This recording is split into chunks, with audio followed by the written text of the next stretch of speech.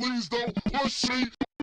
Please don't push me, but y'all push B. Now we got dwellers from Cali to Flatbush B. Now they got heat on they feet that say press B. And now we so deep in the streets, y'all can't stress me. Can't curse me, then bless me. I'm crucifying my flesh, that's less me. SAT'd from preaching, can't test me. Atheists are now believing, that bless me. Yeah, we got the basement replacing any of those worldly pursuits that y'all chasing, any of those trials and tests that y'all facing, any of the relationships that y'all changing. We rearranging, making the shame shift, giving Satan back what's his, that's the blame shift. Rise up and walk commands, that's the lame shift. Cheat codes for living this life, that's the game shift. All on Yeshua, man, the rest is manure, man. I'm dying daily, so I rise up a purer man. Pressing B daily, so my sins looking fewer, man. Washing the blood, so my sins down the sewer, man. Yeah, so press B with me, and let's let whatever gon' be just be. Yeah, so press B with me, and let's let whatever gon' be just be. Yeah, so press B with me, and let's let whatever gon' be just be. Yeah, so press B with me, and let's let whatever gon' be just be. Welcome to the basement, ladies and gentlemen. I am your host, Tim Ross. I hope you're all doing well. I love you guys so much. Listen, shout out to all my dwellers. What are y'all even doing in your whole life right now? I love you guys. I don't know what you're doing. I don't know where you are, but I want you to know that I appreciate you making vulnerability your superpower, making it your default, making it the regular part of your life. We already know you got strengths, but what's popping with those weaknesses, though? That's what you need to know. It's not that we need to know it. You need to know it. And when you get honest about it, then you won't have a problem letting anybody else know it. So thank you for pressing B to my dwellers all around the world. I really love you. I really appreciate you. I'm so excited for my guest today. This is a person that I have been excited to introduce to you. One of the most brilliant minds that I know, that is a peer. I don't know, and I told y'all I used to be a battle rapper. When I was growing up, they didn't have battle rap then the way they do now. I'm really giving my age at this point, right? Like back in my day, right? But there is a very popular form of battle rapping now that does not include a break beat. It doesn't include an instrumental. Yep. It is like, it's basically spoken word at a extreme level, sometimes of violence. Most times. In words, not in deed, but in words. The most creative ways to describe violent crimes, the most flowery ways. Like these are some thespians. You know what I mean? It gets to the point of like thespian. It gives thespian.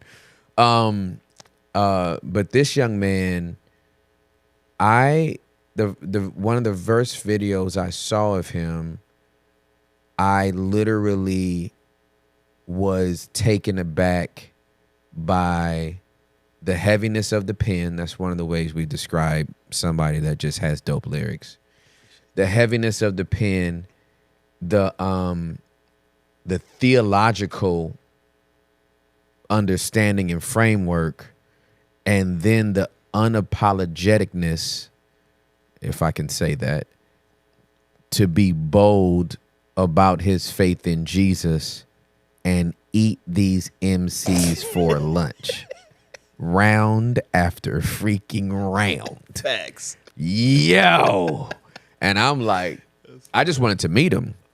And we did get an opportunity to meet. Yeah. And we've kept in touch. And he was kind enough to make some time to just stop by the basement so we could chop it up. So if y'all don't know him already, you're about to meet him now. I want to introduce to some, present to others for the very first time on the couch in the basement. Street Hymns is in the building, ladies and gentlemen. Let's go!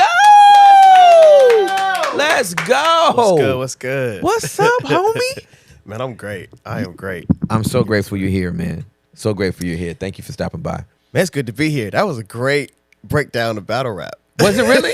Dude, I mean, that's what I used to do, bro. Yeah, it's so funny. A lot of times people ask constant questions, and one of the questions I constantly get is, how do you come up with all that off the top of the head? Because the era that you were more familiar with, correct, that was that was the respect foundation. To the point that if you did anything off paper, they called you out for it. They called you out. Like literally, we would be like, man, you writing that? Yeah, that's paper, fool. Hey, you out.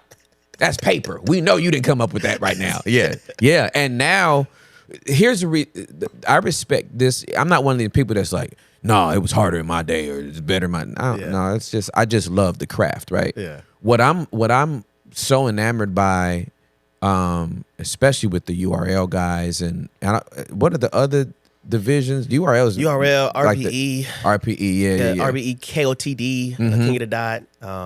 It's a lot, man. Yeah. You got Chrome 23 now. Okay. Remy Ma started her own. Oh, really? Yeah. Okay. She's killing it. Yeah. Ichigati started his own. Wow. Yeah. It's to the point where now the battle rappers who actually have some stock to their name have the capacity and ability and support to do their own leagues. And it's working well. It's working very well. It's like NFL teams at this point. You know what I mean? It's the Denver Broncos versus the Cowboys. Yeah, very much so. All right, so one of the things that I'm enamored by, because I never had this. Yeah. Again, if y'all want to know how I used to freestyle, because I'm not claiming I can still do it like that now.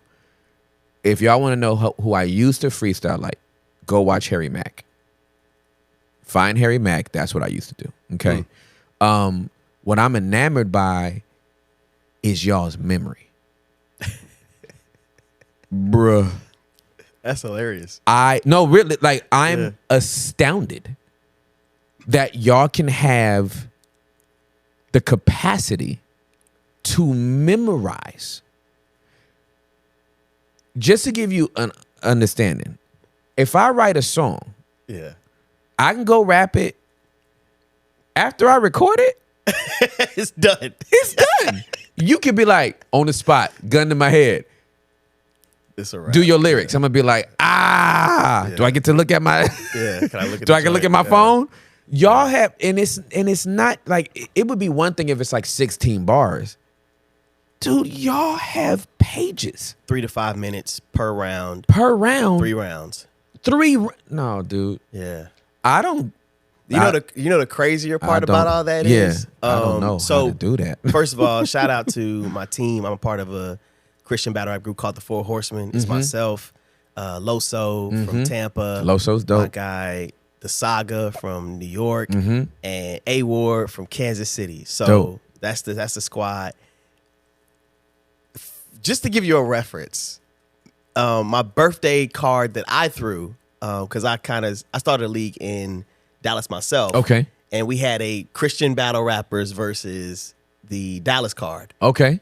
I flew all the horsemen out. Yep. And the battle was on Sunday. Okay.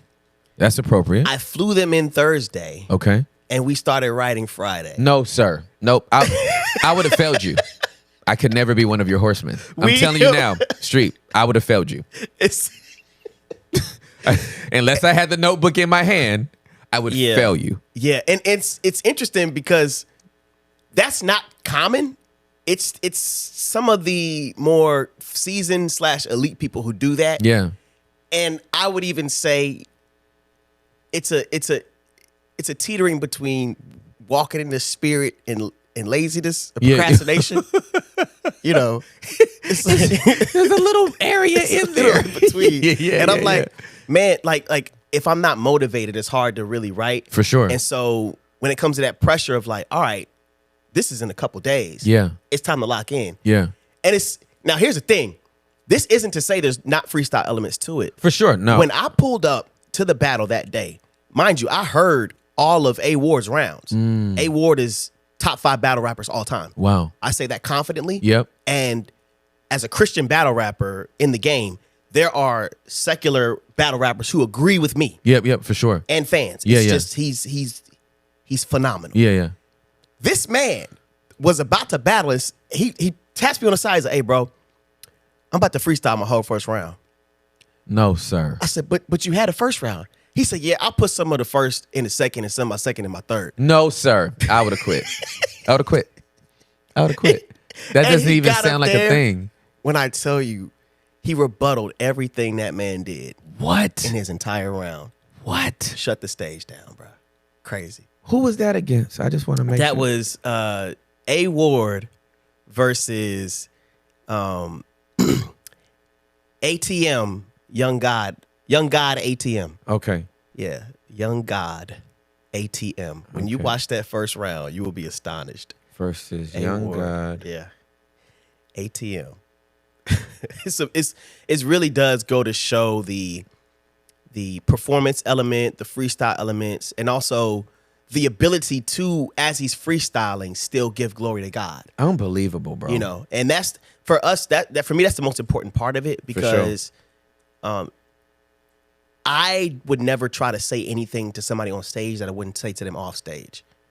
'Cause For sure. there's levels of competition and ways that you can break somebody down. Mm-hmm. For me, I more so aim to break down a worldview rather than break down a person. You've done it masterfully too. I appreciate Absolutely. that. No, you've done it masterfully. I appreciate that. Yeah, dude. You are almost on a forensic level when you come after people. I'd be like, It takes some studying. I think that man just deconstructed that person's soul.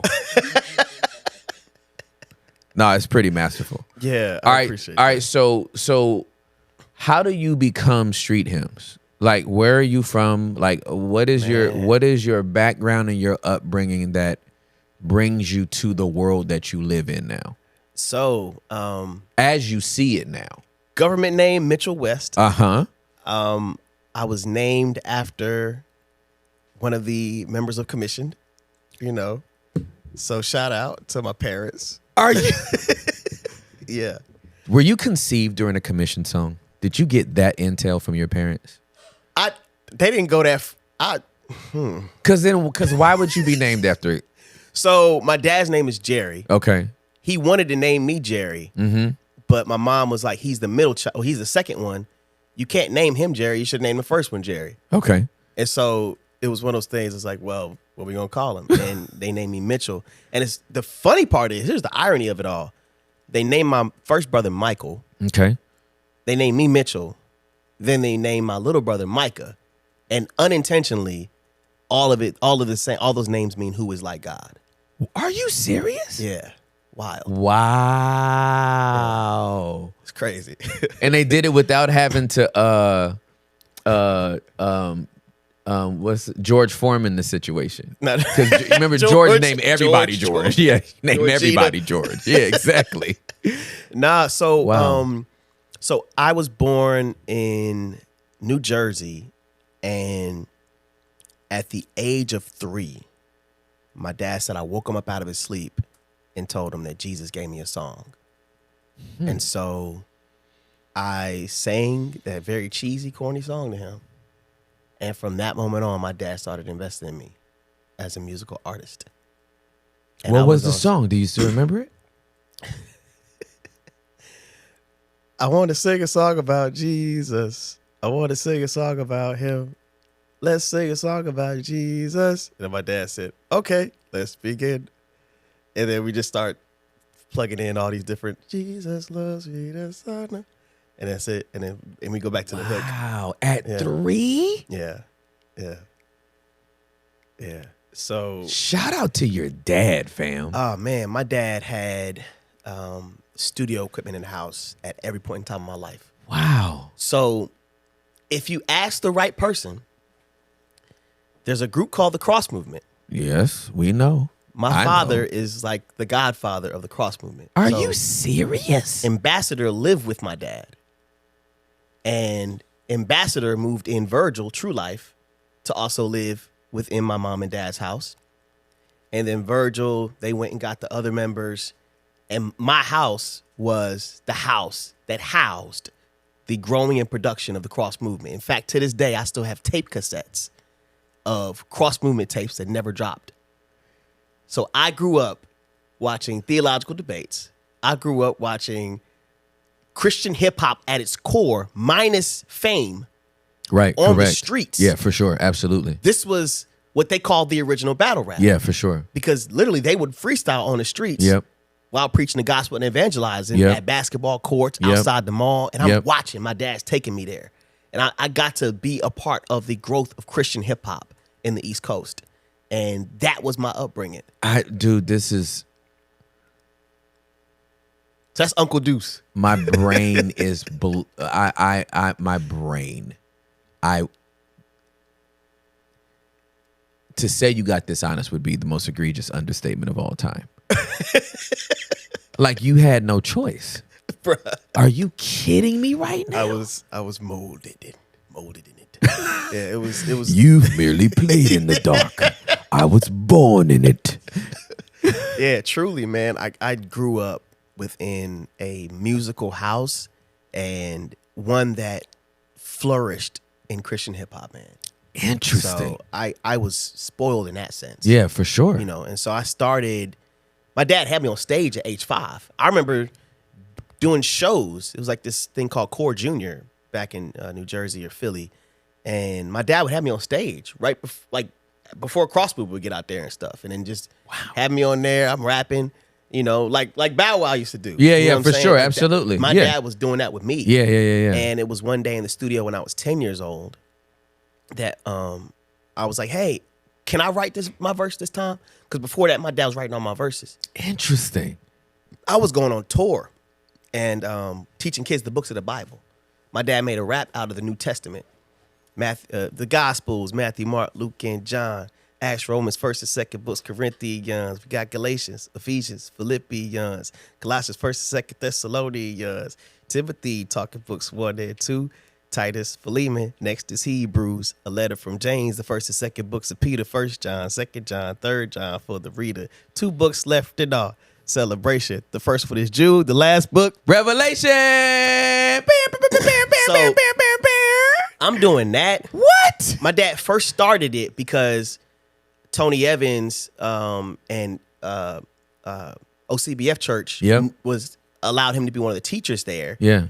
And so they needed him to do a program for the kids. All right. So Jersey to Dallas. Yeah, we moved to Dallas. Yep. Yeah. For right, sure. right when I was like 8 years old. Okay. Or maybe like 7 or 8. Yep. We moved to Dallas, and my dad starts teaching kids in OCBF Church. Wow. And so one of the things he did was, well, let me teach him the books of the Bible. So he makes raps for him. And, you know, he's writing plays, he's doing all this stuff and being creative in every way possible. Yeah. So if you meet my dad, you just you met me. Yeah, for sure. Unbelievable. Very Yeah, much for so. sure. Absolutely. So my dad literally had me on stages, performing at churches, teaching kids the books of the Bible. And I was always doing things he wrote for me. And it wasn't until I was 10 years old, I was in the studio, and I was like, hey, can I write my own verse this time? And so I wrote my verse, and from then on, I've been writing for myself. Unbelievable. Yeah. Bro, what a fascinating backstory. I mean, I cannot believe this. Like, I remember Cross Movement vividly. Bruh. Legends. Unbelievable. So you grow up in Dallas, but was the hip hop scene vibrant here? So Christian hip hop was catching its wind. Mm-hmm. Like one thing about, for me and my experience with Christian hip hop, it's very much tied to my experience with summer camp culture. Got you. So I grew up every year of my life I went to a camp called Kids Across America. Okay. And so that was 10 years, 10 summers there. The dope part about Kids Across America was it was one place where all these different kids went in the summer. It's a Christian sports camp, but that's where all kids got to get their music to last them for the year. Got it. So they had Lecrae tapes, they had the Grits. Yep. They had Cross Movement. Yep. And so I'm getting music and Christian hip hop from different parts of the world Yep. that are at this camp every year. Mm-hmm. And so that's what fueled me. But during my high school, like my whole time in high school, I vividly remember walking around with my upgraded, unskippable CD player. You know what I'm saying? Like the one like you can actually bounce a little bit. That's exactly and it's right. cool. Yeah. It's then resilient jamming in there. If They Only Knew by Trip Lee. Wow. You know what I'm saying? Who is from Dallas. Yeah, for sure. And that album got me through. Wow. You know what I'm saying? Like Wow. like being unashamed. Yeah, being a yeah, Christian yeah. that was like representing Christ in your high school. Yeah, And for that sure. was me. Yeah. So Christian hip hop Dallas was always a place for great concerts and things like that. But we were still catching our a stride in actually producing artists Yep. around that, like the early 2000s. Yep. So, Yeah. but now it's like everywhere you go, it's like dope artists. Yeah, for sure. So I had a brief stint in the early Christian hip hop. I want to say I was if you were at OCBF and around those guys, I was at PH during that time. Okay. Potter's House. Yeah. Dooney is a barber, but he started rapping, and then Adrian Butler. Adrian Butler. Yeah. You just brought back a name. Yes, yeah. Adrian Butler. There was a guy named Treetop and Unique that were doing some raps at that time. My boy Otis, they called him Brown Lion. But I got saved in 96, moved to Dallas in 97, and was like, hip hop is the devil, right? I got saved and went off the deep end, right? So burning the CDs. Yeah, and everything. I did it all.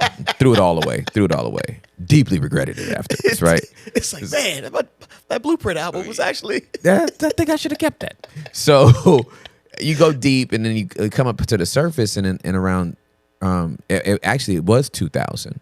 The Holy Spirit was like, I want you to pick up the mic again. And I was like, okay. He was like, but I don't want you to say my name. And I'm like, oh, this is Satan. Wow. Like, this is the devil, right? And he was like, nope. I want you to rap, and then after you beat them, tell them who sent you. And I was like, okay. That's it. So I did 97.9 the beat. I won 45 days straight. Never had to use an expletive. Never never had to really diss them. It was just witty. Just the words played was different. Yeah. And then they were like, well, we got a place in this was when Head Crack, Super K, and Keynote was over at 97.9. Yeah. And Head Crack actually was a dope lyricist back then, freestyler, right? So they were and so he was like, yo, we got this place on Monday nights called Monday Night Fights. It's at Caribbean Grill off Webb Chapel and 635, blah, blah, blah. Meet us over there. So I went over there. That was my first time battling because I did in person because I did all the stuff over the phone. I think I went to the studio maybe once or twice off Valley View, but the first night I went, there was a guy named C-Pone there. C-Pone was a champion for 6 months. Okay. And once you became the champ, I realized they got an unfair advantage because you don't have to battle nobody. Yeah. To the end of the night. Yeah. All the rounds are between the people to get to C-Pone. Yeah. So he's fresh. He's able to he's fresh. Peep the scene. Yeah, he peeping everybody. Yeah, he like, I'm gonna get him. You know what I mean? So, but that the first night I entered, I got to C-Pone and I beat him.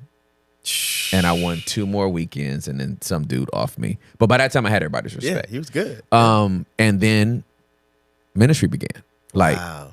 Can you pray for me? Is church really real?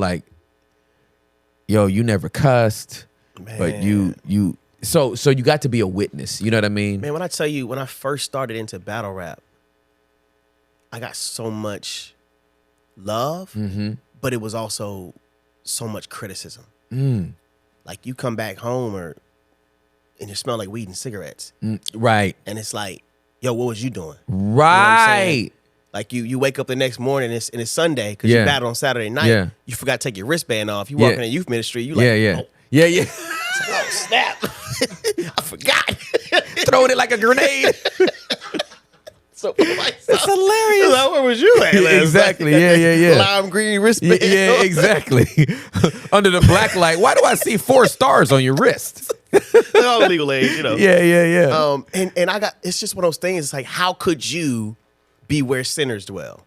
Bro, do you know when I did Caribbean Grill, I was told that I was compromising my faith and my integrity. Wow. Like, yeah, you giving Christian hip hop a bad name. I actually did a diss track to them. It literally just hit my head. It's like you had to go. I was like, I think I might have to. I'm gonna handle this the way I know how to. And you know what track I did it to? Because again, I came from that era. It was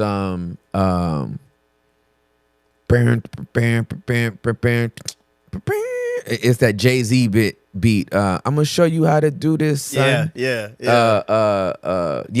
So like, and I specifically aimed it at the Christian hip hop community. Wow. Because I was like, what do you actually think I'm out here doing? Yeah. I'm not trying to disrespect the faith. I'm actually out here to try to Represent. Mm-hmm. But they ain't coming to church. Yeah, that's the thing. Well, you ain't say Jesus' name. I said it afterwards. Yeah. If we're the ecclesia, called out ones, how are we expecting to minister out if we're only staying inside? That's exactly right. Yeah, well, you have to exit in order to be the ecclesia. that's exactly right. And That's exactly for right. me, I'm just like, I don't. I remember our mutual friend Grant Skeldon. Yes, sir. He went to one of my first battles. Did he really? Yeah, so I was at I got my bachelor's at Dallas Baptist University in theology, Well, this makes sense. and that's where I met Grant. Before you even move on, you answered a question I didn't even get a chance to ask. Because I did need to know where the theological framework came from. Indeed, OCBF, like if you had any time at OCBF, I'm like, okay, you were under one of the best Bible teachers that ever did it. But to know that you went to DTS. Yeah, DBU. DBU, I'm sorry, DBU. Yeah. But forgive me. Yeah, I was going to go DTS, but you know. But to say, Tony Evans, absolutely amazing. What did it for me was OCBF's youth ministry. OCBF's youth ministry during the 2000s. No, it was legendary. Superstar. Yeah, it was legendary. I'm pretty like other churches have actually come into our church to find like to study. Yeah, for sure. No, You know. in the 2000s. Them VBSs that Kurt Franklin did. Yeah, it's not even fair. Like that's not even. I would shut my church down. It's like, hey, I would send a bus. I would send a bus to OCBF. If you told me your vacation Bible school has Kirk Franklin, my vacation Bible school has Veggie Tales. Yeah, we're not doing it. OCBF wins. Yeah, Absolutely. Yeah. So I grew up under great theologians, disciple makers. You know, Von Miner, Daryl Jones, Goody, Carlton Obi, like our youth ministry. These are a lot of them were volunteers. Unbelievable. Our youth ministry was so packed, man. Yeah, It was just. It was for I know looking back now, it wasn't because it was a great leader. Right. It was great leadership. Yeah, for sure. Absolutely. Great supporting cast. There you go. And There you so go. I'm so honored to be one of the people that came from the stock of such a great youth ministry. It's fire. But so I meet Grant at DBU, invite him to a battle. He's like, sure, I'll come out. And I battled a dude named DC. That was by far my most viral battle, you know, during that time, especially starting out as a Christian hip hop artist or Christian battle rapper. And Grant's in the crowd.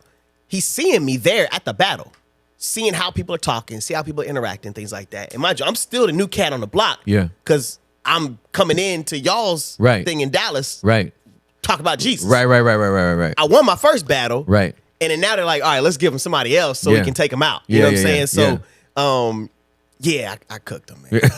That's now, mind you, DC's the bro. Like to this day, that's the homie. I cooked him, bro. It was saute. Yeah, it was rotisserie, bro. It was in the name of Jesus. He got cooked. All right. Okay. Hold on. yeah. Before you say anything else, this is beautiful. There's something about there is a common thread between all battle rappers. What's that? Self-awareness. Oh yeah. Like it. Yeah, you got it. When we went to a mutual friend of ours debut for an animated series that he's coming out with. Yep. I introduced you to my sons. And I said, yo, this dude has one of the heaviest pens in the game. He's one of the dopest battle rappers I ever met. And you were like, I am. Yeah. Like, you affirmed it. And it was like, here's the thing. And I don't know if you've had this situation. Because of that background, right? If you don't have a sense of self-awareness and confidence, you're toast. Yeah, like, you ain't gonna make it. You're not gonna even get out here, Yeah, right? Yeah. But you carry that into every other thing that you do. When I gave my life to Jesus, I started preaching a month later. Well, I approached the text and preaching like I did battle rapping. I'm like, oh, this word is good. Yeah. I was accused of being cocky, arrogant, conceited, all this stuff. And I'm like, it took me like 2 to 3 years to kind of pinpoint, like, Lord, am I? Like, is that the way I'm coming off? Is that people experiencing me or what's? And then I was like, oh. Yeah. The Lord let me know, like, your godly confidence is intimidating to people that don't have that level of self-awareness and or security. Yeah. You know, it's crazy. So when that same battle went viral, a famous battle rapper at the time in URL, his name is John the Don. He started a league in Atlanta called Bullpen Battle League. Okay. And he was like, hey, I'm finna throw this major card on my new league. I need 2 more battle rappers that want to join. Send me some tapes. And I said, I DM'd him myself. I said, hey, fam, I just started, but here is a battle I did on a local league that has as many views as the battles that some of y'all do. And the first thought a lot of people were saying is like, oh, he's paying for views. I'm like, I don't got access to the channel. Yeah. Exactly. Yeah. I'm pointing you to a channel. It's not even mine. Exactly. Yeah, exactly. So it was pretty cool, man, because I'd go there, I'd do the battle, and everyone is telling me I lost. Everyone's telling me I lost. And for a while, I was like, I felt like I lost. It was my first battle against a guy named Riggs. Okay. And I was writing. Yeah.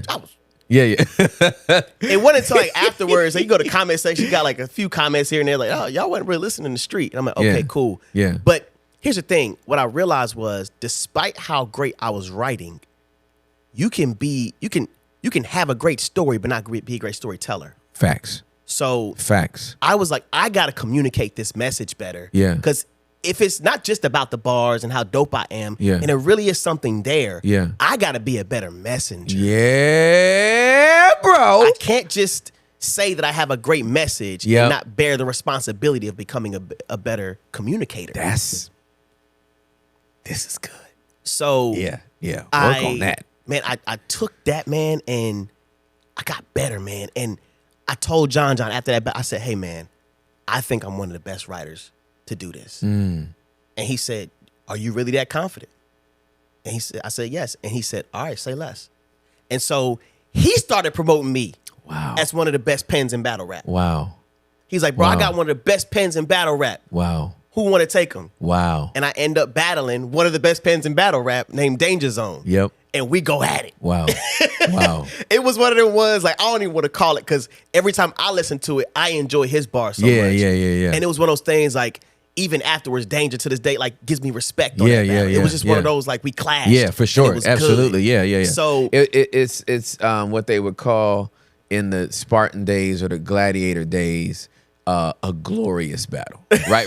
Exactly. If I'm gonna die, I'm gonna have a glorious battle. death. You know what I mean? Yeah, that's beautiful. Man. Yeah. And it really that was really the first battle where I felt like affirmed in my own reality. Yeah. You know, because I knew that what I was writing, because I grew up like alongside listening to Trip Lee religiously. Yeah. I was the biggest Lupe stan. And so Lupe Fiasco was like the gold standard of lyricism to me. Wow. And this is like his mixtapes, the Fahrenheit mixtape. I'm like, I'm learning hip hop through him. Yeah. And so in learning, I was like, I know I'm great at this. I just need to know how to communicate that greatness. And that took work. Yeah. That took losing. Yep. and here's the thing, even to this point in my career now, I don't care about losing battles. I really don't. Because my thing is, I'm going to communicate what God's putting on my heart to you, the person, for the audience. So I don't want to miss the fact that there is a performance element to this that the audience needs to see. For sure, absolutely. But also, there's still something that God's telling me to tell you. Right. You know what I'm saying? And I have to be responsible for that. I remember one time, I was in a tournament, and there was a battle I was doing, and a round I wrote was thrashing this person. This is a tournament for $100,000, and I'm doing what I'm doing, last minute writing. Whoa. Wow. Unbelievable. So the battle's in like 2 days. Yep. I finish it, and I call my homie, one of my mentors, and he hears the round. He said, yeah, delete that. And I said, what? This joint's fire. He said, this is an amazing round. He said, but this ain't you. Wow. He said, you're tearing him down. Wow. And I was like, yes, sir. Wow. Deleted it. Had to write a newer round. If that was an 8, that new round was a 5. Clearly lost that battle. After the battle, the person who I was going against was like, man, I just want to tell you, this is my bro. Like he's talking to the other person. Wow. He's like, yo, this, I rock with him heavy. That's my bro. And I do anything for him. Wow. And my mentor came to me afterwards and was like, you would have sacrificed your witness for a win. And I was like, wow, never sacrifice my witness for the win. Is it more important to be right or righteous? That's it. And so I was like, you know what? I have to lean into the spirit and not allow, because here's the thing about being dope at what you do. You can get consumed in it. For sure. You can get consumed in the Absolutely dopeness. correct. Like, I know I'm dope, and I'm affirmed in my dopeness by the people around me. Yeah. And knowing the quality of rap that I do. Yeah. But I don't live and die on it anymore. Yeah, I don't for sure. need to. Yeah, for sure. Which is why I'm okay losing. Because Yeah, I'm like, for sure. I'm going to give you my best. Yep. You know what I'm saying? And Yep. if that's not good enough to win, Yeah. that's cool, because now I'm here for what I was commissioned for anyways. Right. The before and after. Right. Before, you're going to see how I orchestrate myself in my life. Afterwards, I'm having tough conversations, seeing how you're doing. Hey, take my number. Let's chop it up later on. That's what it's about. You know, and so making those relationships. Yeah. Because battle rap is always just a foot in the door to Yeah. a community. Absolutely a correct. kingdom Absolutely correct. today. And so Yeah. we're called to be a part of all communities and all kingdoms. There's not a single community or kingdom that Christianity can't be a part of. Shouldn't be. And so Yeah. that was my foot in the door to be a Yep. part of that. So I'm a better steward than I was when I first started, but it's because I've always had the mindset now to wash feet. You know what I'm saying? That's And right. Make sure that I never get too high to think that I don't have to be low. So Yeah. I man, what you're saying to me is it resonates with me deeply, Street, because obviously that mentality, like I said, I brought it to preaching.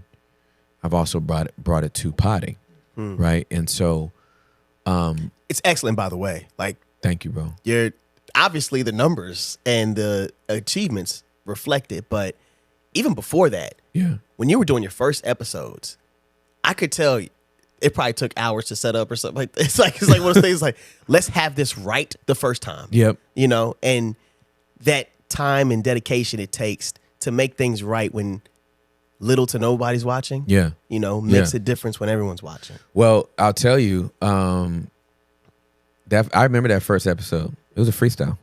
Oh, y'all just set up. We just set up and went. Setup was like 30 minutes.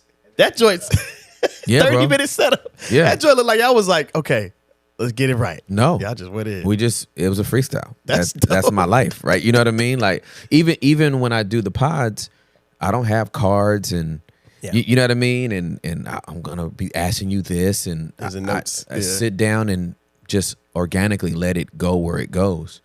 But what you're saying is really,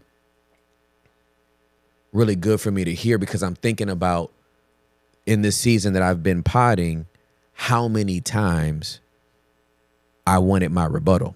Man. You know what I mean? How many times I wanted, like, oh, okay, you went first. You know what I mean? I get to go second. Like, and I'm finna break you down. I'm finna break you down, and I don't have permission to do it. That's it, bro. Like, I don't have permission to do it. I can talk about the behavior. I can talk about, like, I can warn our audience, like, this type of behavior, if you see this in the people that you around, like, but I don't get to call out and tear down and disparage another brother and or sister in Christ, even if they're doing it to me. That's it, bro. Because the other part of that battle rap DNA is I got to look you in the eye. What I can't do is a video back and forth. I saw you diss me and now I'm about to look in the camera. I'm going to have to pull up on you. I got to look you in your face. Like, And then we might see each other outside we afterwards. might see each other outside. Like, you know what I mean? Like, I'm going to be here. I live in Denton. You know what I mean? I can't give you my address because that's too close. Yeah. And you're going to have little red dots on you. So I can't do that. Yeah. But, like, I be at the Sprouts and I be up at the Denton Square. You gotta literally live with what you said. You know what I mean? Like, so there is a code of ethics within battle rap that is very close to, like, what I find in the Bible and what I find on the street. Yeah. Like, you know what I mean? Yeah. It's like there's a code of ethics, and if you breach those, then It's up.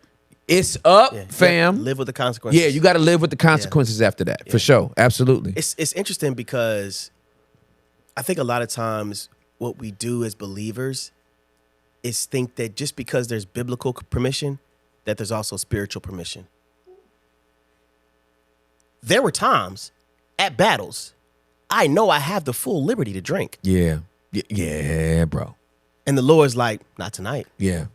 Yeah, for sure. Not you. Yeah. Not in this You setting. don't have permission. Yeah. It could be bro. my homies that came with me that Right. pulled up. Right. That We all have liberty. Yeah, that's right. But sometimes God actually calls you to sacrifice your liberties Yeah. to amplify the witness. Yeah, for sure. Absolutely correct.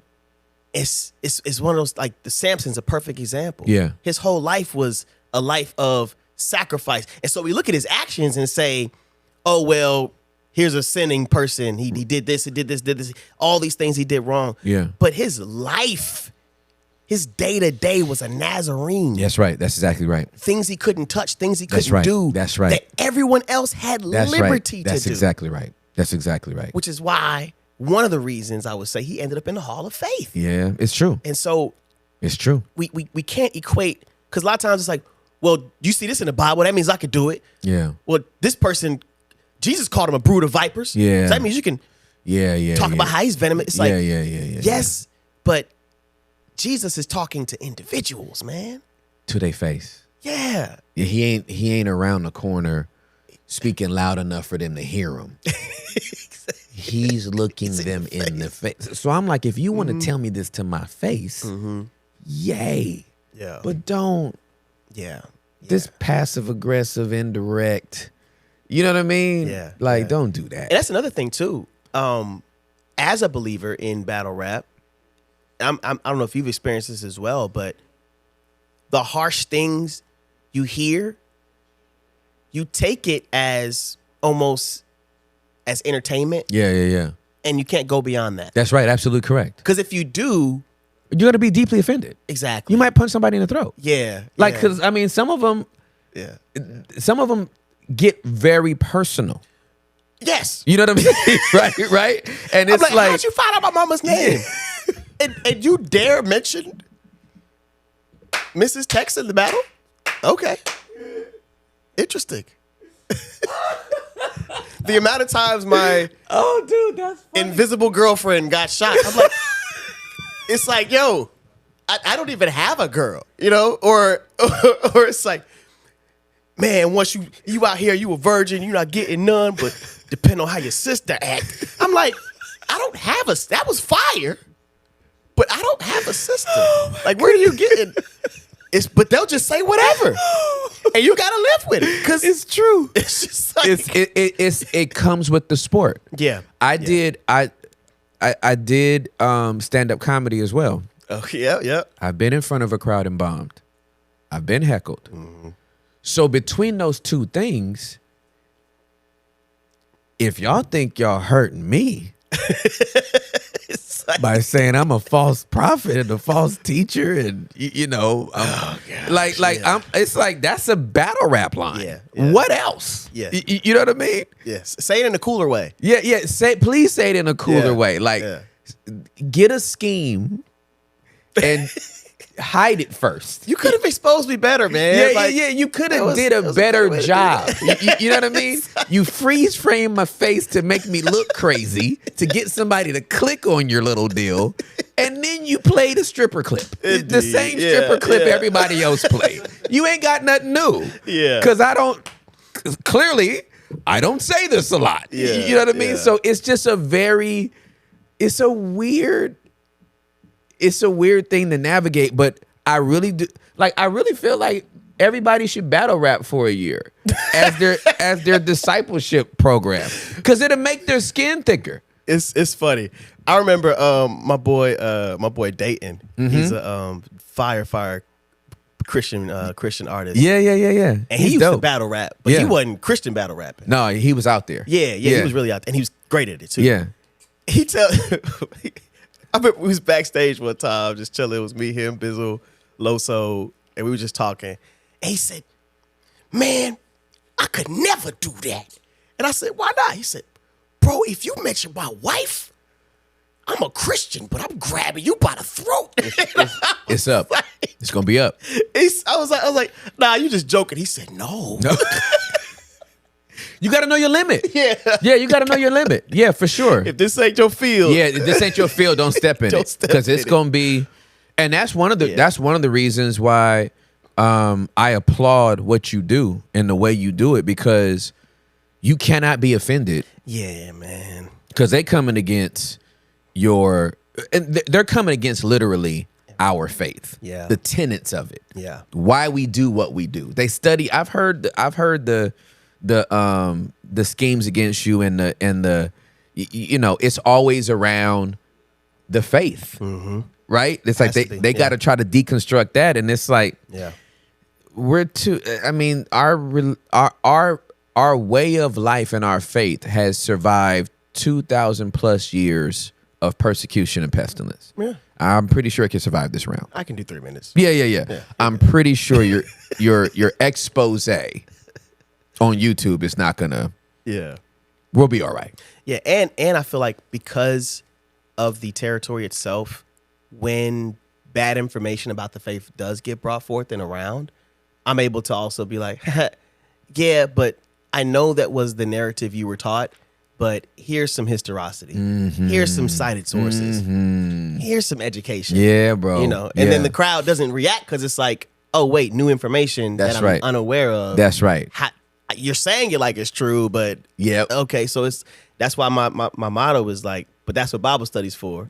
So if you don't Google it yourself, hit me on my Facebook. We could Bible study more. It's You know what I'm saying? the best. Hit me up. It's the best, bro. It's the Yeah. best. That's a dope line. I appreciate it, man. Yeah. Do you remember the first time we met, bro? Yes. That was so. This is a that's when funny I found story. out. This is a funny story. This is a funny story, y'all. This is actually a very funny story. Because what are the crazy. chances, first of all? Look, that was crazy. Okay. All right.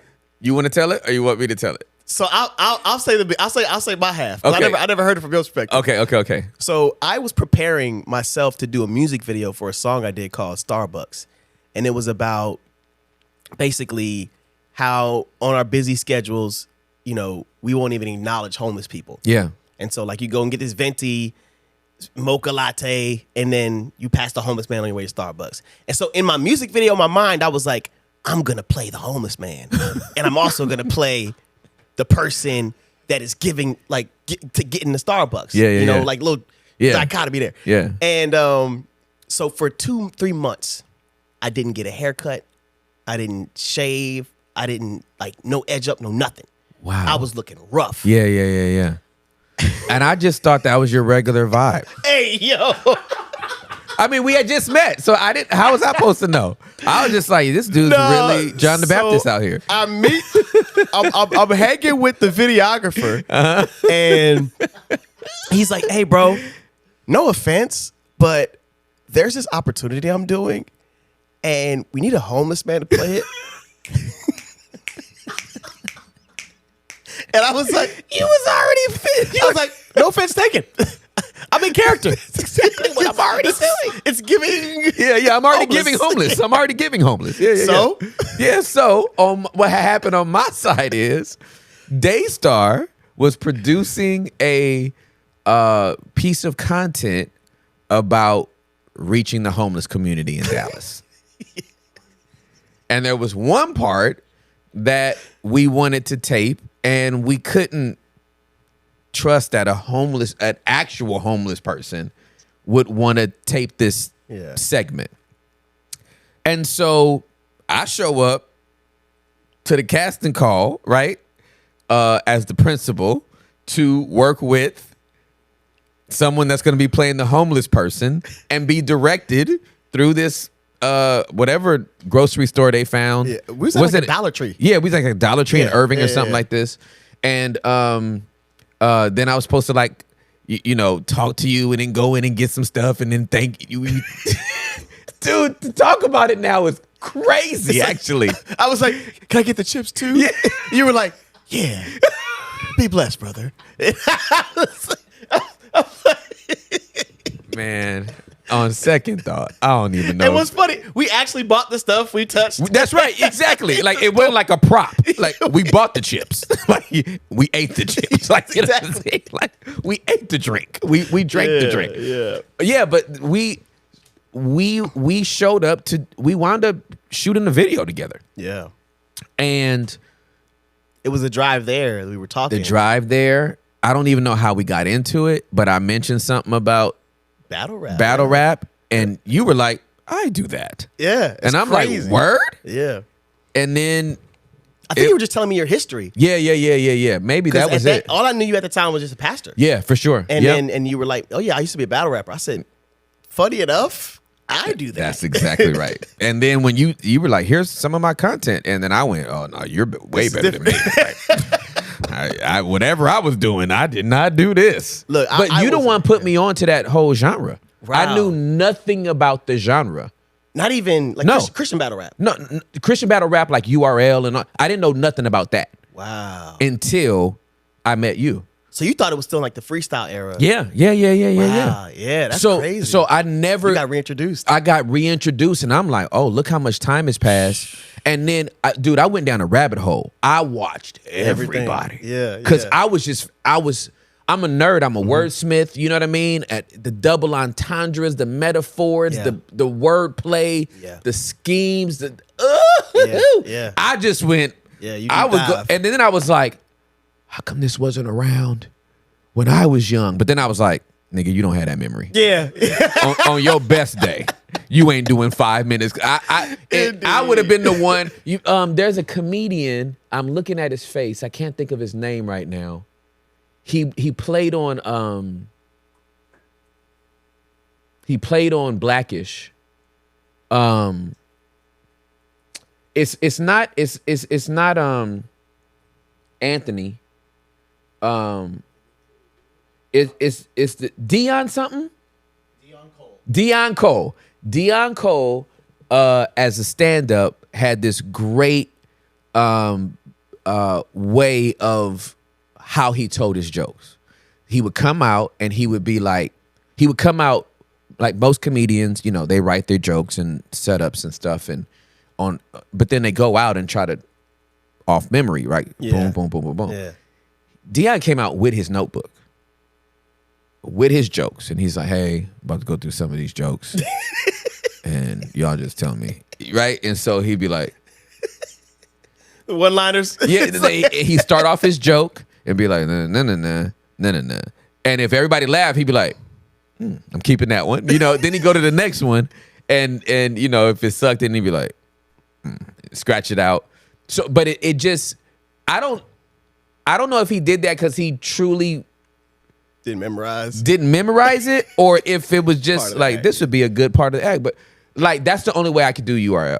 Interesting. Like, I'd be like, "Hey, gang, page 3," and I would just have to read it. Like, Man, that does not fare well in the battle rap community. no, that's what I'm saying. I can't do it. Yeah, I can't do Cannabis it. did it. Cannabis did it. King of the Dot. Yeah, he He came out with it with a notebook. Yeah, bro. It's actually a legendary moment. If you look up 40 pages of rhymes in his MFer, that's him. He was choking the entire battle, but he was battling one of our goats. Like he was battling Disaster. And so Disaster That sounds was ripping like the threads, that was a man. disaster. Yeah, it really was. It was very bad. I can't even imagine that. And so true to the game, because now it's like years in, we write on our phones now. Yeah, for sure. Cannabis came out with A notebook. He just was started- turning pages. He said, I came here to deliver y'all this, so y'all gonna get it. Now, from a poetic level, it's like, man, thank you, bro. Uh-huh. But from the culture, it was like, Nah, this ain't it. can't- Yeah, yeah, we can't we even can't. hear Yeah, we you. can't even do that. we can't digest the dopeness of what you're saying because you should have came prepared. Yeah, That's yeah, such yeah. a big thing. Yeah. Now, I will say this. I spent most of my earlier career of battle rap focusing the months preparing for a battle. Yeah, for sure. I'm talking about waking up in the morning, Yeah, doing it in the shower, doing it while doing push-ups, things like that, Yeah. on a run. yeah. And I'll say this much. I'm to the point where I can't write longer than a stint of 2 weeks before. Because it consumes your mind, man. I'm talking about I'm waking up quoting bars. Yeah. It's just like You brushing That's your all teeth, you're thinking about. and the toothpaste is dribbling down your lip, and you're yeah, and it consumes you, man. Yeah. And so for peace of mind, and also one time I did a battle that I was like, all right, cool, I could do it. But then they told me very late how soon it was gonna be. I'm like, I only got 2 weeks to write, but it was such a big opportunity. And I'm like, all right, let me focus in and just do this. Yeah. And I did it. I messed up. I choked in the second round, and from then on, I was like, I can't let this happen again. Yeah. But I was like, is it because it was a 2 weeks? Because I did everything else, and I was confident when I came in. Yeah. And then the next battle I did after that, it was like 2 weeks to 1 week. And then from then on, it was like, now I know all I need is 4 days to write 3 to 5 minutes. But it's because 3 the to reps- 5 minutes, 3 rounds though. Yeah. Bro, my Man. brain. So this, did you see the spoken word I did, the orchestrated spoken word I did for Social Dallas, the Easter play? I don't know. I did not. Okay. Yeah, so I wrote that in like an hour, and then it's a 5-minute spoken word. I memorized it on the way there. No. Street. Okay. Tell me I suck without telling me I suck. That's what you're doing right now. It's not about that. It's really, your mind is like the wagon spot. It's like a muscle. Like the more you do it, you can. You're like, making it worse, Street. For example, you're saying I have an underdeveloped. no. Thanks, Street. For example, it's where you focus it, because you're able to quote scriptures like this. True. You know what I'm saying? And you're able to, the way you communicate, it's not like you don't need much processing time. Yeah. While somebody's talking, you're already processing. True. Even though you're listening fully Right. and understanding what's happening fully. Yeah. That takes time. That takes practice. Yep. And that takes a certain part of them. Like your brain can do it. Yeah, for sure. You know what I'm Absolutely. saying? It's That's just, true. once you actually lock into, I need to do this. Right. You know what I'm saying? Right. After That's years true. of being the person that always talks but never listens, and you get tired of being like, hey, you don't listen enough. It's like, no, I heard you. I can tell you everything. It's like, yeah, but you're not listening. Yeah. You know, yeah, and then it's like, all right, let me turn that part of me off and Yeah. just actually listen. Yeah. And so even though you can process, you know you can say things, after a while you're like, I have something to say, but I'm not going to say it because you need this more than I do at this moment. You know, and so Facts. you train your mind. Yeah, it's very you train true. your brain. Yeah, So, that's so very true. I get what you're saying. Yeah. I just think that part of your brain you didn't put a focus in on. Right. But I'm confident anybody with a rational brain, anybody can do it. Yeah, for You know sure. what I'm saying? It just For takes sure. it. It's not easy. You're right. Yeah, exactly. It it takes does practice, need to be. man. It does need to be developed. Yeah. You're right. I do. Cause I do. Not everybody does sermons without a lot of prep time. Yeah, I don't need no prep. That's very true. Like, there's some pastors who look at what you're. It's like, whoa. Where's your notes? Yeah. I wrote a couple down. Yeah. Hey, I'll show you. You got like 4 words sectioned off. Hey, I'm gonna show you my notes to like one of my last sermons, and it literally depresses my friends. They're like, I don't like you at all. So, as constructed. All right. So this sermon, this is the last sermon I preached. And for context, how long was the sermon?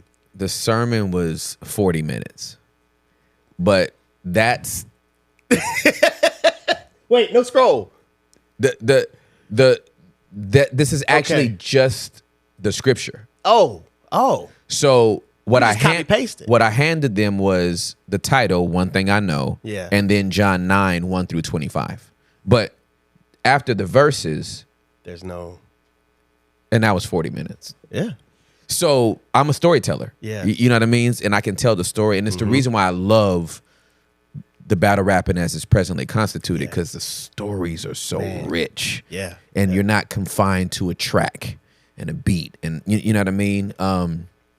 But you're right. Yeah, no, it's a muscle that needs to be developed. Yeah. Because I mean, even though people can also learn that, they probably won't storytell as well, because that's also something that's just like, that's like talent, a lot of talent as well. But, people, I'm pretty sure pastors or preachers look at you like, I can never. Yeah. I know preachers who still do the Martin Luther King style and yeah, every single manuscript. Absolutely. Yeah, for sure. They worked on it on Monday. Yep, that's right. They revise it on Friday. That's Saturday. right. It's like, yep. Sunday, and they submit their manuscript and they do it word for word.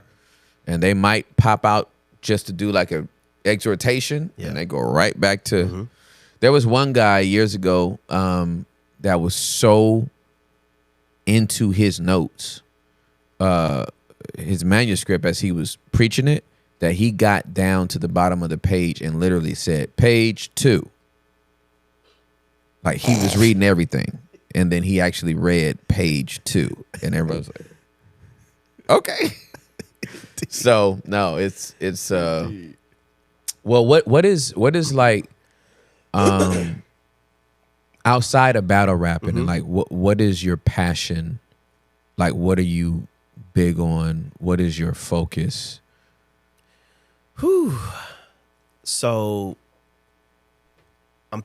this season of life, it's a few things I've been focusing in on. And one of them is discipleship, making disciples. And after doing so with the actual curriculum, I've committed in my mind, no matter how much I excel, no matter how much I do, there's never going to be a point in my life where I'm not actively making new disciples. Yeah, good. And that's been a beautiful part of what I'm doing. And my day-to-day has been working on this manga that I'm producing and just writing and this form of storytelling. I got signed with the publisher, David C. Cook. Congrats.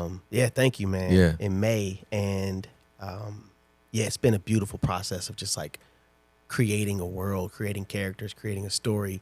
Because as much as I'm passionate about the things I am passionate about, I can do things in battle rap and communicate to that audience. I can do things in music and communicate to that audience. But for Gen Z, what I'm seeing they're desiring to hear the medium of is through manga, anime, and comic books. Yep. So I was like, all right, let me meet y'all there then. Yeah, the for things sure. I want to tell, let me communicate that in this art form. Yeah. So, man, discipleship, working on my manga, and taking better care of myself physically, mentally, things like that. Yeah. What is the most challenging part of discipleship for you?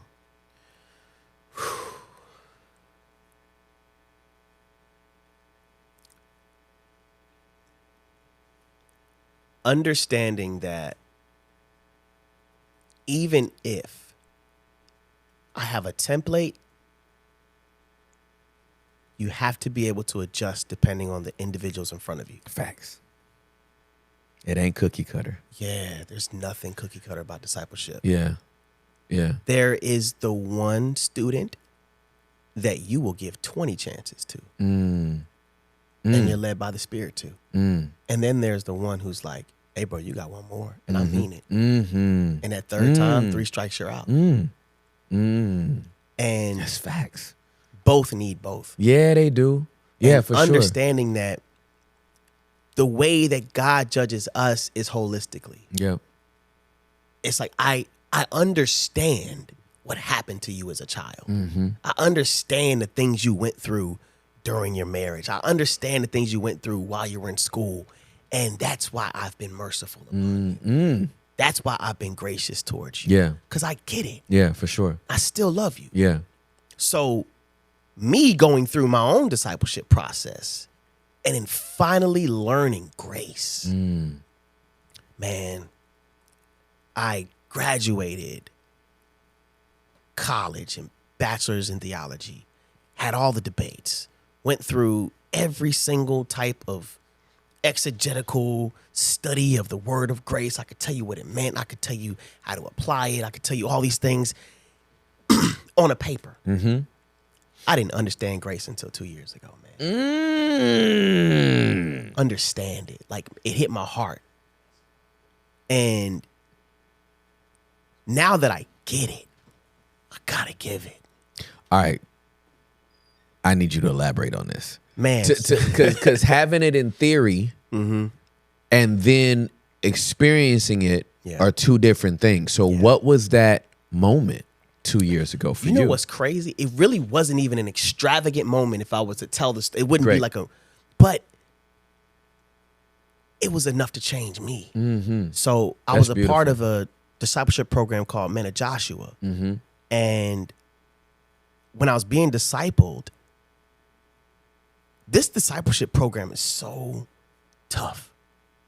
It's hard. And it's designed that way. And so I'm literally every day memorizing new scriptures, every day memorizing new terms, every day memorizing new quotes, and while also reading, while also journaling in 2 different journals every day. And then all that information is for that week. And then you got to know all the information, then the next information for the next week. And so because I was such a theologian, I came into the class with the knowledge and didn't put forth the discipline. And so every test that we took, because we get tested, and then the instructor at the beginning of the class will speak out your grades to the class. And say, hey, West 71. Okay. West 70. West 72. Now, mind you, this is already after failing two times, and it's a 3 strike you're out rule. Wow. And so I knew I had one more, but I was doing enough. Yeah. I failed one. And it was West. And I knew that because now mind you, we don't get it read till the next week after. Gotcha. So I knew I failed, so I knew I was out. Yeah. Based on the standard. Yeah. And when I tell you, it wasn't just the test itself, it was the test I was going through my brothers while also bearing their burdens with it. Yeah, for sure. And so when it came down to coming to class, mind you, I have the meet up with my brothers to study so that we can do better for the next test at my own house. And so we're at the house, we're studying, and I'm talking to them already, knowing I said, hey, this has been great. I appreciate y'all. You know what I'm saying? I'm being dead serious too. I was like, yo, like, most likely he's gonna remove me from the class tomorrow. Yeah. Our instructor's gonna remove us from the class. And they were also like, yeah, we get it. You know what I'm saying? Like, if that you out of happens, here. we hope not. Right, You know what I'm saying? right. But it is what it is. Yeah, for sure. But I'm studying for the next day. And so, wow. So, instructor comes into class. West, 69. 69? He said, how'd you miss this 1 Corinthians verse? And I said, I didn't have enough time to finish it. And this is true. Like I was trying to, I just didn't have enough time. He said, fill it out right now. But he said to me, my grace is sufficient. Get out of here. For my power is made perfect in your weakness. Therefore, I will boast all the more gladly of my weakness, so that the power of Christ may rest upon you. And I'm sitting here talking about the persecutions, the hardships, the calamities, knowing that when I am weak, I'm also made strong. And I'm writing this down, and it hit me. And he grabs the paper, looks at it, and says, all right, give Wes a 70. And it starts the class. It wasn't a moment of, hey, you almost, you almost didn't make it, right? You know you're supposed to leave, right? No. It was just, yeah, let's keep going. Yeah. Wow. And he's teaching the class, and I'm sitting there for 10 minutes. Yeah, stuck. Just like, I'm not supposed to be here. Yeah. But grace is getting something you don't deserve. That's exactly right. And that was it. Yeah. It wasn't a paper. Yeah. It wasn't a sermon. Yeah, bro. It was actually getting something I didn't deserve. And when I tell you, I lived my entire life feeling like I could earn it. And even when I did bad, as long as I did good to balance it out, then God would accept it. And so I'd have to prove my love to people. Yeah. I have to prove why I should be accepted. Right. Rather than just actually experiencing unconditional love that says, I know you messed up. Yeah. I know the standard. Yeah. I wrote the standard, but I still love you. Yeah, bro. Just step before me. And that's one thing. I just did a class this last session, and one of my students, I'm telling you, based off the criteria, he should have been gone week number 4. I'm checking journals. They're not journaling. Like zeros, geo journals. I'm looking at the tests, 30, 40, 50. And we had a class. He failed his 3. It's a wrap. You're not supposed to come. Yeah. This joker had the nerve to show up. And so he comes to class late. And I said, now, why are you late? He said, man, I tried to get here and not even the traffic. I live an hour away. I said, so you live an hour away. You knew you was going to be late. And you knew you failed 3 tests? He's like, yeah. And he's like, I just had to come here. I said, but you know you're getting kicked out based off the standard. He was like, yeah. I said, so why'd you show up? And he said, I need this. And I said, and that's why you're getting grace. Getting something you don't deserve. Yeah, for sure. That man started weeping. And his brothers covered him in that moment. And I knew I could give it because I just got it myself. So how could me, knowing that I didn't deserve to be there, then look at someone else That's right. in their circumstance, Yeah. going through what they went through, the mental health things that they're dealing with, Yeah. driving as far as they are Yeah. with a job that doesn't pay well. So this is a sacrifice for you to be here. You're having to ask gas money from people just to get to class. Yeah, for sure. I understand the situation. Yeah, for sure. And because of the situation, I get you. Yeah, for sure. So because I get you, grace. Yeah, for sure. And it's a beautiful process being on both ends of the spectrum. Because I submit myself to both ends of the spectrum, I'm able to be greater in submission to the spirit and understanding individuals on the other end of the spectrum. Absolutely.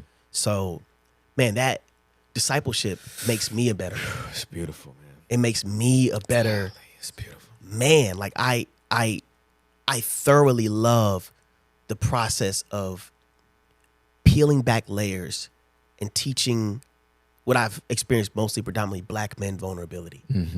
Black men emotional intelligence. Yeah, for sure. You know, not just the scripture, Right. but how it's applied in the day-to-day. That's right. And that happens when I expose you to my day-to-day. Yes, right. I expose That's you to right. my life. I That's show you what I'm doing outside of here. That's right. It's like, hey, yeah, I remember one of my classes, one of my mentors flew me out to France or London. And so I'm in London for an extended period of time. And they said, hey, so we can have you here for 2 weeks. I said, I'd love to, but I got to get back on Tuesday. It's okay. We'll book the flight for Tuesday back. Now, mind you, this is all inclusive. Yeah, for sure. Yeah. So I show up to class. Everybody's late. I said, now. I could be in London right now. I could be in London right now. Yeah. Absolutely. I said, I'm not getting paid for this. Yeah, for sure. Absolutely. I was like, I love y'all, so I'm here. That's right. So respect my time and respect yours. Like, this is something that is for you. This is not about me. That's right. I'm not getting any award at the end of this by any man. That's right. This is a kingdom investment. Yeah, for sure. But God's investment from the kingdom are never wasted. That's right. Because even if you don't receive the gift it was given, you may have fumbled the bag. Yep. But the blessing was there. That's right. Allow yourself to open up and know that you can get the blessing. That's right. Like, this is something for you. And when they saw that, they were like, oh. Now, mind you, they know I was serious. But I'm like, when they actually saw me sacrificing, it's like, no, I truly am making y'all a priority in my life as well. Right. To my commitment to y'all. Yeah. Because I can't be what I'm doing and do this in excellence and then not treat this like these are lives that I'm responsible for. Yeah, for sure. And that's the thing for me, frustrations culturally. We talked about this earlier a little bit, but I get frustrated when I hear men who only know how to communicate submission in context of marriage. How in the world can you quote every single scripture that uses the word submission in communicating it in a relationship, but don't know how to submit to another man or another woman in your everyday life or recognize where you have done it? Facts. You do know that when you clock into your job, you're submitting to your boss. Absolutely correct. So you know how to activate submission. That's exactly right. You do know that if you're in a dojo, you're submitting to your sensei. Absolutely correct. That is submissive. That's exactly right. So you mean to tell me for a season of your life, you're not going to submit under a man or a woman in order to be better? That's right. A better disciple maker yourself? Yeah, for sure. And so that's why I see a lot of people, in my opinion, men actually stray away from the church because they don't want to be responsible for they don't have to answer to anybody. That's exactly right. They want to be their master of their own universe. That's exactly right. In the context that they're comfortable with. Absolutely correct. So how can you have access to my life and tell me what to do? Mm-hmm. Who gave you that credence? Mm-hmm. And this is where it comes to, hey, do you believe the Holy Spirit has you here? Right. And that's why on our contract, you can't join the class until you sign a contract. And if you're married, your wife has to sign it too. This takes priority. Yeah, for sure. And absolutely. Even to the extent of like over the marriage and kids. Yeah. And so a lot of people are straight off by that, but it's like, hey, if you work in the military, that's what you're going to get. That's what you're going to get. If you get a commission for 3 years on end. That's exactly right. Is the wife and kids taking priority? Right, exactly. So y'all can't do this 3 months? Right. And when I tell you the reports I get from even the wives that come to me afterwards, like, man, he became a better husband and a better father because of this program. How could he not? Thank you. How could he not? And it's this the, is somebody it's the way who's of not the married world. and no kids. I'm Yeah. like, No. but it takes submission. It does. It takes submission and knowing that you can still be a man. That's right. Absolutely. And know you can bend the knee. It's like, hey, it's okay. That's right. I will go lower. Yeah, absolutely. In this area, I need to learn. Yeah, for sure. I need to grow. Yeah. And I see so many men being held back by their own pride because they refuse to submit. Yeah. And for me, I would love to see more men step into the role of disciple making and communicating very clearly to other men that this is a form of submission. It is. And that's okay. It is. It's okay. You're not getting sunned. You know what I'm saying? Ain't nobody trying to like punk you. Yeah. Nobody's trying to emasculate you. True discipleship. Yeah. We're not talking about these fake dudes out here. You know what I mean? Yeah. That really got slaves. Yeah. You're on my team. Yeah. Masquerading as mentorship, but like you at my house ironing my pants at 11:45 at night. That ain't submission, and that's not discipleship. Yeah. That's a slave. Yeah. You got slave. You have a modern day slave. It's wild. He washes my car every Saturday. You have a slave. Indeed. That's not discipleship. You have a slave. And you should call that nigga a slave because that's what he is. That's what he is. Yeah, don't beat around the bush. Yeah, don't beat around the bush. And that's the you're raising slaves. If you're benefiting yeah, right. disciples. I don't get. Man, the first time I was like, oh wow, this pays.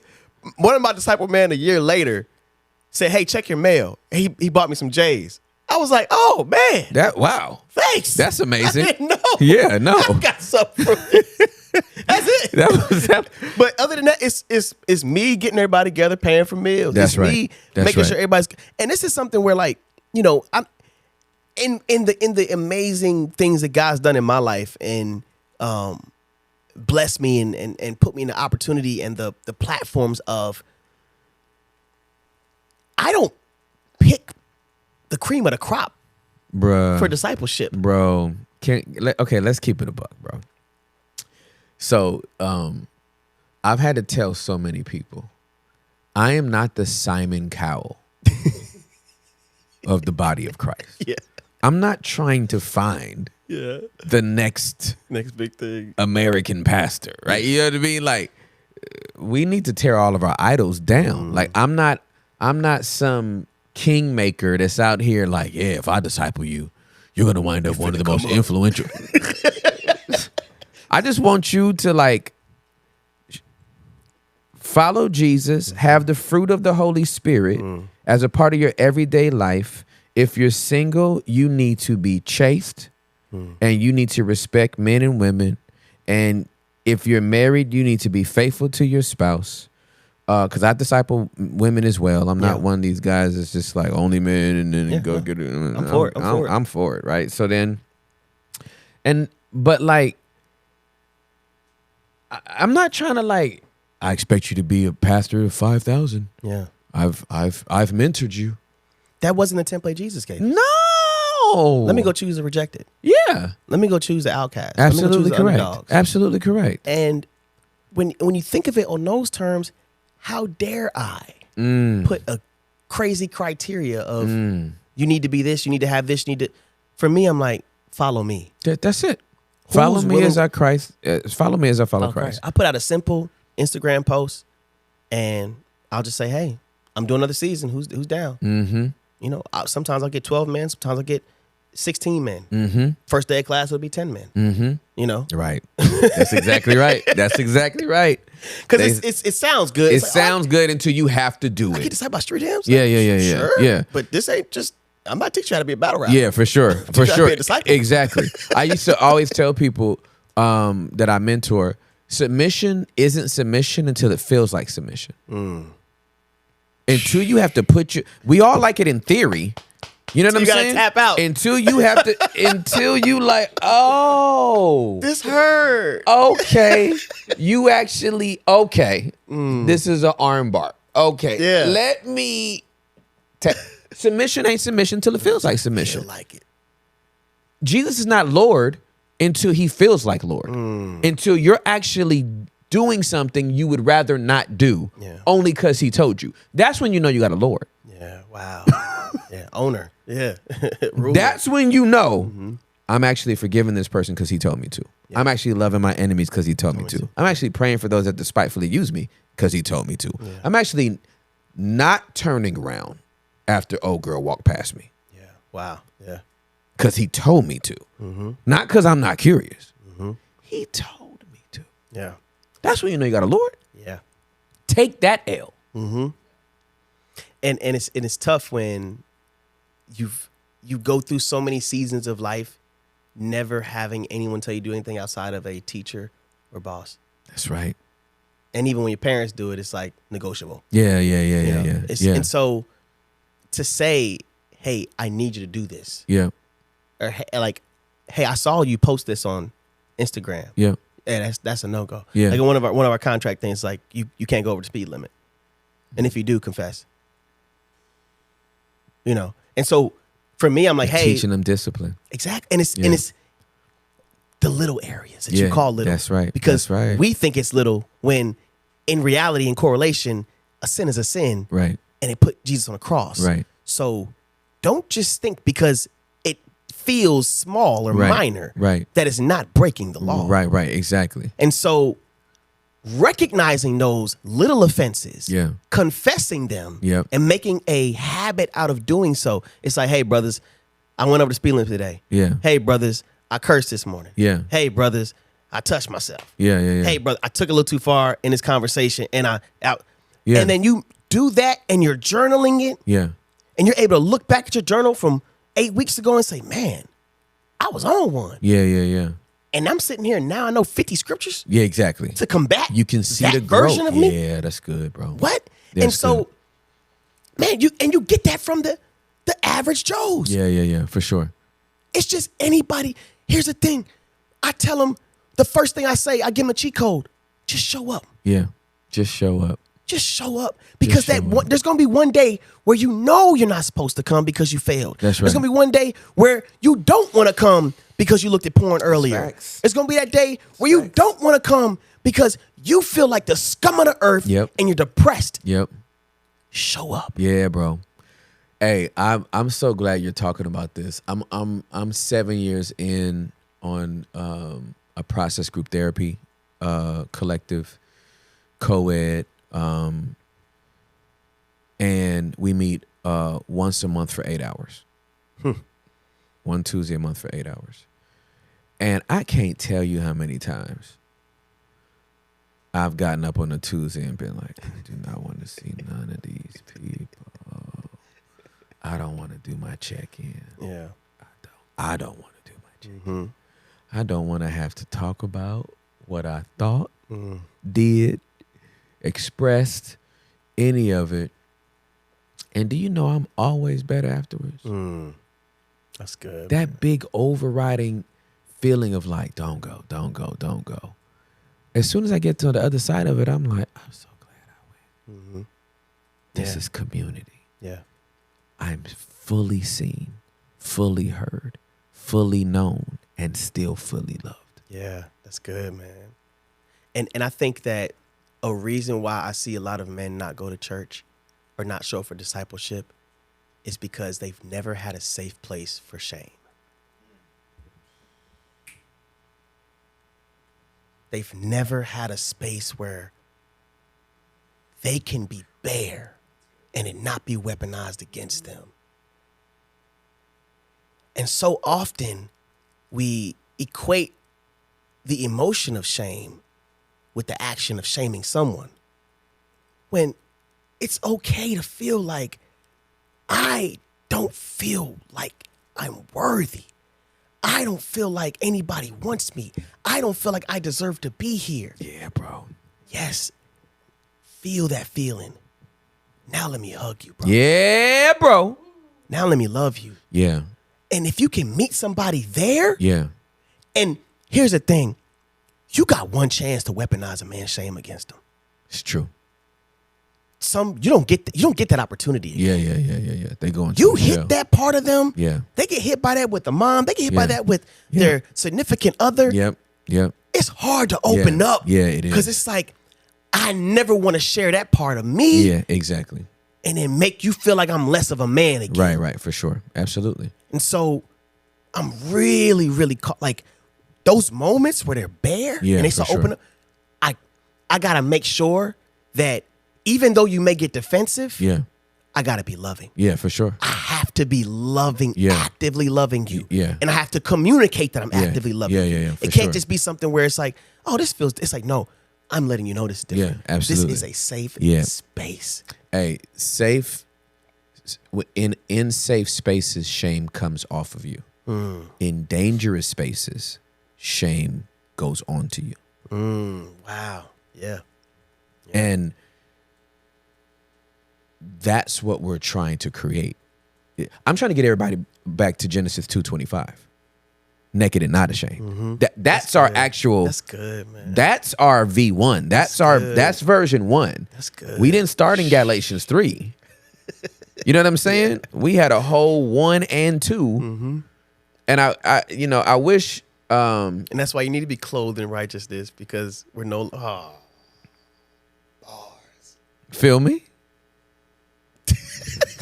I see you, bro. Feel me? He really do this, bro. So I'm trying to get everybody back to 225. Yeah. Because 225 is when it comes off of you. Yeah. That's when you know I'm safe. Yeah.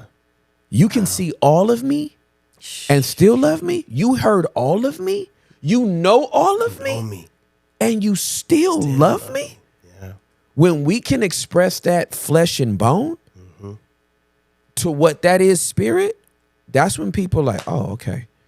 I ain't even got to do this no more. Yeah. I always think about Trading Places with Eddie Murphy.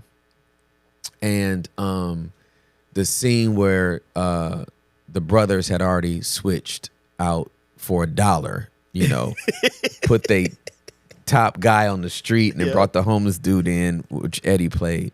And they're touring him around the house. And he's like, all of this is mine. And he's trying to steal everything while they're trying to introduce him to it. He had never been in an environment that had been purchased for his freedom. Wow. To just live. So he was trying to take what he already owned. Wow. And I think a lot of times when people come into the faith, they still try to take what is already theirs. They're trying to earn what has already been purchased for them. I was made. I tell my mentees, on January 14th of 96, I was made righteous. I am no more righteous today than I was 28 years ago when I gave my life to Jesus. I'm freer today than I was 28 years ago, but I'm not more righteous because he positioned me. Yeah, that's his position. He put me in a place of righteousness. It's his breastplate of righteousness. We just put it on. It's your stuff. You made me righteous. I couldn't have been made righteous. Because if it's my righteousness that's keeping me there, the times where I failed, that ain't no breastplate worth wearing. That's exactly right. I'm exposed. Don't put me in the battlefield. That breastplate is made out of whatever the paper plates are made out of. That thing ain't stopping nothing. You know what I'm saying? So, man, no, I'm so grateful to hear you talk about this, bro, because it's so important. Yeah. It's so important. Yeah. And ever since my dad died, bro, my burden for men has gone through the roof. Wow. Like before my daddy died, I was on some like, man, I wish y'all had my daddy. Like, you know what I mean? Like, you know what I mean? I'll pray for you. After he died, I'm like, I can't let these dudes keep going out like this. Yeah. I got to tell y'all, like, it don't have to be this way. You don't have to live this way. Kevin Samuels was not it. Andrew Tate ain't it. Yeah. You know what I mean? Like, you need somebody to tell you, like, I can show you a way. And it will glorify God. Yeah. And make you a man of character and integrity. Yeah. And it's tough when I give understanding to men who have been shamed, rejected, put in positions where they're lonely. Yeah, for sure. Whether it be by how they are naturally, how they've ended up. And then you hear someone like a Kevin, hear someone like a Tate, hear someone like any influencer that pulls on the heartstrings of men and tells them, hey, logic says this plus this equals this. Culture's doing this plus this equaling this. That doesn't add up. So follow us and we'll show you the way. Because we're teaching you how to be logical. Here's the tough part about that, bruh. In deciphering between my voice, God's voice, and the enemy's voice, I realized every time the enemy was communicating to me, it was always logical. Of course. It's not illogical. No, it's not illogical. It makes perfect sense. It makes perfect sense. The enemy never actually convinced me of something that didn't add up. It's like you're writing a manga. Yeah. You know nobody's doing that and you're not even the illustrator. Why would you do that? Yeah. Rejection. Yeah, doubt, yeah, for sure. fear. Yep. Man, you're right. Yeah. Is this me speaking? Yeah. Can't be God because he put Yeah. this on my heart. Like, and the moment I was able to see that, I'm like, man, how many men are being trapped in this push of A plus B equals C Right. while not also allowing the supernatural to be introduced? Well, you like you bring up an incredibly fascinating point to me. Genesis 3 makes sense. Yeah. Facts. Did he not say you should eat of every tree? Like, Come on, man. I mean, you won't surely die. Die? Like, you gonna drop dead off of some. Don't. You're made in his image. You'll be like him. Like, why would you not want to be? Why wouldn't he want you to be more like Him. It was logical. Yeah. It wasn't jump off the bridge and I promise you guys gonna catch you. No. He appealed to their logic. Which then pulled on their heart. Which then pulled on their heart. And what is our faith if not illogical? Starts here. Man says in his heart there's no God, not his mind. That's exactly right. So it That's starts. It's like faith starts here. Faith comes by hearing and hearing by the word of God. Yeah. And so you definitely have the introduction or the, but I'm always I'm in the position of someone who responds to an altar call doesn't get saved the moment they hit their knees on the altar. I'm like, the moment they got up. The moment they raise their hand. It's like, me. Yeah, exactly. Anyone who cries to the name of That's the right. Lord That's will exactly be right. saved. That's exactly right, bro. If God is calling you, it's like, Yeah. me. Yeah. Now it's me. Yeah. I need that. Yeah, for sure. The altar call, the prayer of salvation, the filling out the card, the going to the Yeah. back room, that ain't the salvation. The salvation is as soon as I gave my life to Jesus January 14th of 96. The Holy Spirit brought me to Jesus. No sermon, no altar call. I was on the back row of my parents' church, and the Holy Spirit said to me, "You are a sinner." That was the first time I ever heard the Holy Spirit speak. Wow. You are a sinner. It was not a statement of condemnation. It was a statement of fact. It was like pointing out you have on a black shirt with a black Jesus on it, right? You know what I mean? You are a sinner. And the moment he said it was the first time I became aware of it, I started crying. I could literally feel my separation from God. And I'm like, I need to give my life to him right now. Wow. I got up doing testimony service. Like it was a Pentecostal church. I was probably 3 hours away from salvation if I waited for the altar call and all this other stuff. So I was like, I need to do it now, right? Yeah. And so I'm like, I ain't about to wait. yeah, I'm not about to wait. My daddy opened up testimony service. I got up doing testimony service, gave my life to Jesus. That was 28 years ago. Wow. Yeah. Like, the confession hasn't changed. The belief hasn't changed. As much as the world has brought their logical fallacies to the forefront, they're very reasonable arguments to the forefront. They're very substantiated claims to the forefront. And I'm like, yeah, the Holy Spirit brought me to Jesus. Yeah. I don't know what you about to say about this book. I don't know what you about to say about the Apocrypha. I don't know what you about to say about these other books that was not canonized and how this could compromise, and they got a secret thing in the Vatican, and if that ever come, y'all can throw everything out there if you want to. The Holy Spirit brought me to Jesus. Statistics and standards start losing legitimacy when you deal with individuals. It's easy to come forth with a template for some group of people. Yeah. But when you talk to that person, That's exactly right. you have to understand, I can't just go about this on the script. Yeah.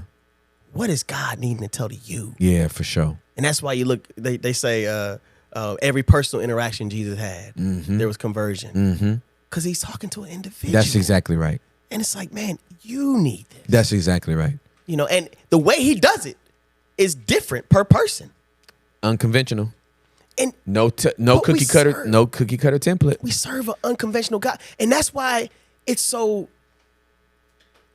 I'm just in a season of life where after studying, after understanding, marketing, algorithms, things like that, it's like, God's going to do a new thing. Facts.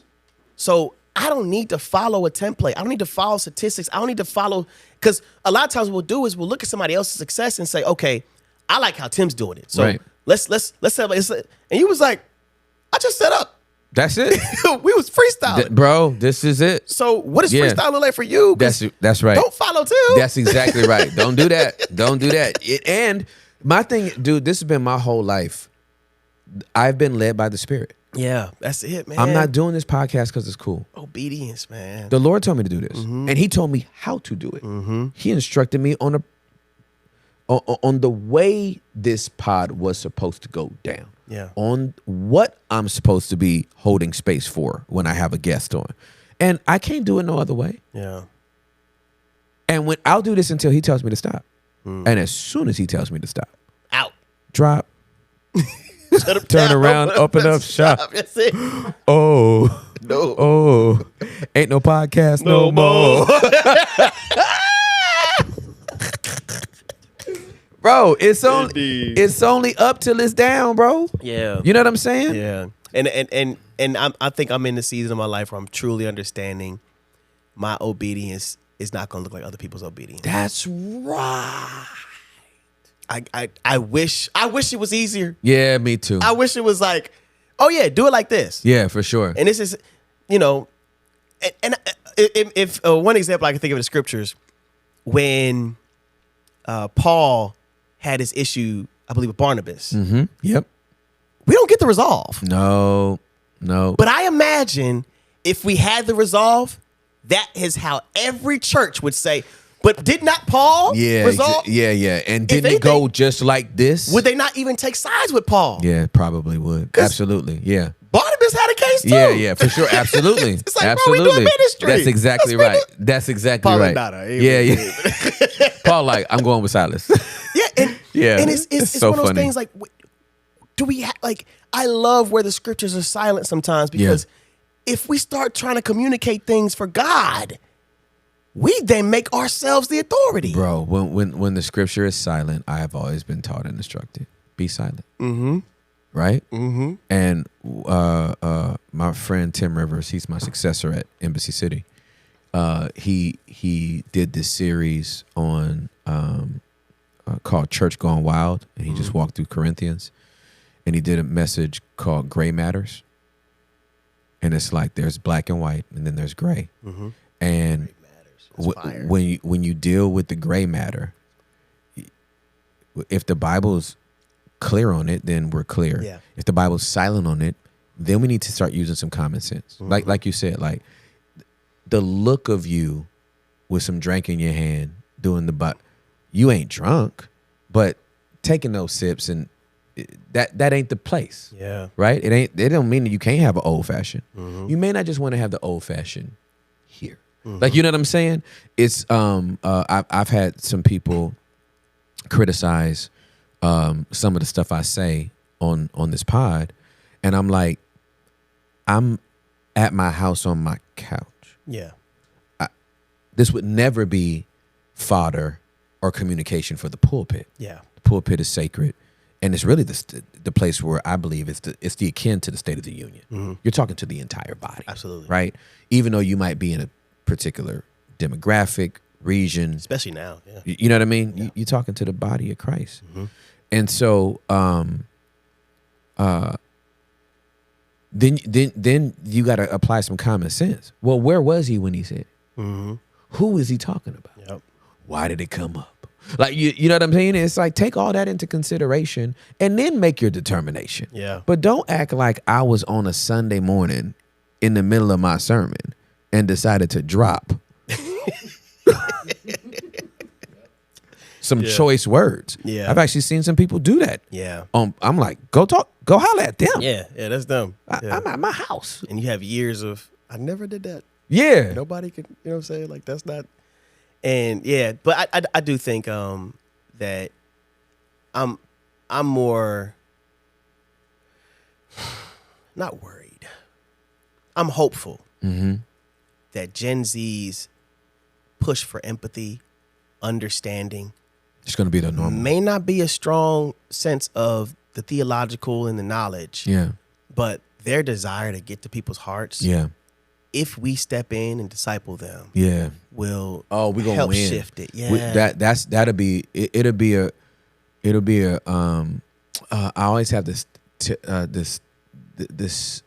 thought around Jesus and his kingdom and why it disappointed Judas so much, right? And my synthesization of it is Jesus didn't come. Kings colonize. Kings take territory and they colonize the territory. They make the territory that they conquer the king's domain, the kingdom, right? Yep. And my brain has always processed Jesus and the establishment of his kingdom as I'm not coming for land space. I'm coming for heart space. Our space. I'll let these guys colonize the land. They're only going to have it temporarily. The government is on my shoulders. We're going to occupy the hearts. Yeah. I'm actually going to I'm colonizing hearts. That's why he never said nothing about the Roman Empire. Yeah. Except for pay your taxes. What they gonna do? I'll let Caesar can have that. Briefly. I'm going to have all this for eternity. Yeah. He can have it briefly. Have fun. I can colonize a heart under your rule. That's actually a much more profound Kingdom. right? Because when you can take the heart of the people, it don't matter if you have the minds and the bodies of the people. Who has the heart? You got the hearts. And that's why they wanted him dead, Yeah, man. Yep. is because of he took the hearts. He took the hearts away from scribes and Pharisees. Yeah. They had the minds Yeah. and they had the law, but he had the heart. Yeah. They didn't know what to do with it. Man. So that your hope is my hope. Yeah. Yeah, is that the next generation, I want vulnerability to be their norm, empathy to be their norm. And I'll tell you, I will take it. Obviously, I'm big on having a high Bible IQ, but we got a lot of people out here with a very high Bible IQ and just as cynical and heart just as hard. So I'm like, I will take, maybe you don't know Genesis through Revelation, but if your heart is soft. Man, that is one of my church culture pet peeves. We have elevated teaching as the number one pillar. What church you got? What church you go to? I don't know. I need to find a place of better teaching. And mind you, I tell people all the time, let's say you have a family, you're trying to be a better father, you're trying to be a better husband, and you go to church with good teaching. Teaching's not great, just good. Yeah. But they got a great family ministry. Yeah. That pastor may not be the greatest communicator, Right. but he'll tell you how to be a better father. Right. He'll tell you how to be a better husband. Yeah. You need to go to that church. That's like, facts. don't Yeah. deprive your family. That's right. Because you're wanting something teaching that you can get on a way back digitally. What about the aspects of your heart that need to change? That's exactly right. And this is also something where, in terms of like relationships, because I see a lot of men and women make standards based off of knowledge of the scriptures rather than wisdom and application of the fruits of the Spirit. Facts. They may not be able to quote you Yeah. all of the Sermon on the Mount, Yeah, for sure. but what if they can show you Yeah, for sure. in their life? Yes, absolutely. Show you the fruit. No, dude, this is that guy. I never heard that dude speak in tongues. And I come from like the most Pentecostal Holy Ghost tongue wagging people. But the majority of the people that spoke in tongues were the meanest people I ever met in my life. Wow. Like they couldn't get to. They couldn't back. Only some people from LA gonna know what this restaurant, but by the time they got to Shakey's, they had already backslid. Before they got their chicken on their plate, they was already talking about gossip. Yeah, the choir who had sister so and so had on this, and you a little kid, you ear hustling, you like, y'all just boboed for 3 hours, and this how you talking afterwards? Man, where's the fruit? Yeah. So I'm for, and really, it's the immature person that has to leave a church for all of these like little different. I'm 49 years old. I've been under the best preachers. I've been under the best worship leaders. I just need somebody that's going to be faithful to their spouse and exegete the text right. Yeah. I've already heard the best singer sing. Yeah. Just sing your little 4 songs.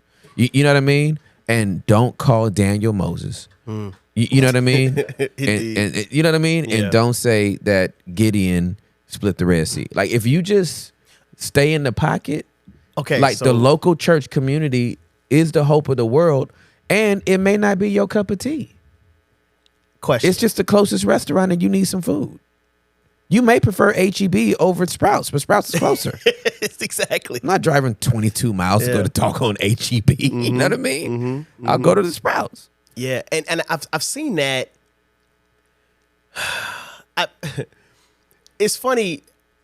I'll get reports from people where people will tell me, yeah, I'm thinking about moving churches because I don't feel fed anymore. And I'm like, well, they're teaching the same. Maybe you grew. Yeah, you just grew. Now it's time for you to grow somebody else. That's absolutely correct. Absolutely correct. You're making church a place to bring your fork and your spoon. Yeah, no. Rather than a place That's right. to bring your apron. That's exactly right. You can cook this now. You should be serving. Yeah, you should be serving. Stop it. You fat. You fat. So my question, bruh, what is your perspective of churches or places that outsource all of the people they bring in for ministry? Or the hiring process? Yeah, so being a lead pastor, there's certain things I think need to be outsourced if you're going to steward certain areas, right? So like, my executive pastor came from like North Carolina or something like that. I didn't have anybody within the organization. It's one thing to raise a disciple. It's another thing to get somebody that has an MBA. Yeah. You don't raise an MBA. Yeah. right. A disciple. You find an MBA. Yeah. You don't disciple an MBA, right? It's almost like somebody in the political priesthood. It's like, yeah, exactly. I guess he credentials. Yeah, you know what I mean? So like, if you need somebody I need a certified public accountant over the finances. I can't mentor a person up to do those things, right? Yeah. But in terms of like the ministry related stuff, the service stuff, the body stuff, I think there is here's the way I've always made the delineation. Pastors or any ministers or servants, they bless the body. Administrative staff blesses the pastors. That's good. You see what I'm saying? Yeah. So I needed I got a call to preach, and I have an apostolic gifting, so I can be sent to build and build to send. I don't have an MBA. Yeah. So I needed to hire somebody that could do that part. I'm a visionary leader, boom, boom, boom, but then I need somebody to come in with the structure and all that kind of stuff. Yeah. But in terms of, I can raise preachers. Yeah, that's good. I can raise teachers. Yeah. I can raise people to help. And have. I got receipts. I have written epistles read of all men. I don't need to go out here and start showing you a highlight reel. I'll start showing you people. Right? I'll start roll calling names, right? So it's you can raise leaders. Like I had people within the church that could preach. we didn't need to have nobody from the outside to come preach. Yeah. I believe the local church understands and needs to be built by their community. And then I bring in the giftings that I don't operate in. I bring in a prophetic voice, right? I'll bring in an evangelistic voice. I'll bring in maybe a teaching voice on a specific thing, right? Yeah. But that's the way it's supposed to go. Yeah. Yeah. That's good. Yeah. And I also think to the aspect of administrative level, I think because people don't understand that's the design, Yeah.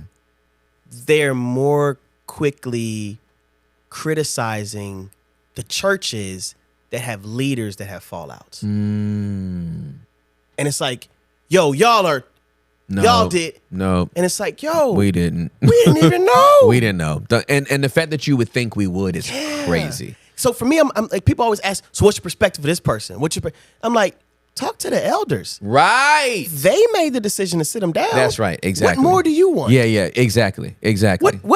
What you and I've realized it's never about the individual. What I've realized is people have been denied justice so long that they just want blood in the streets. Well, and I will say, most of our churches are culpable in people having that sentiment. Yeah. Because we have denied them full disclosure.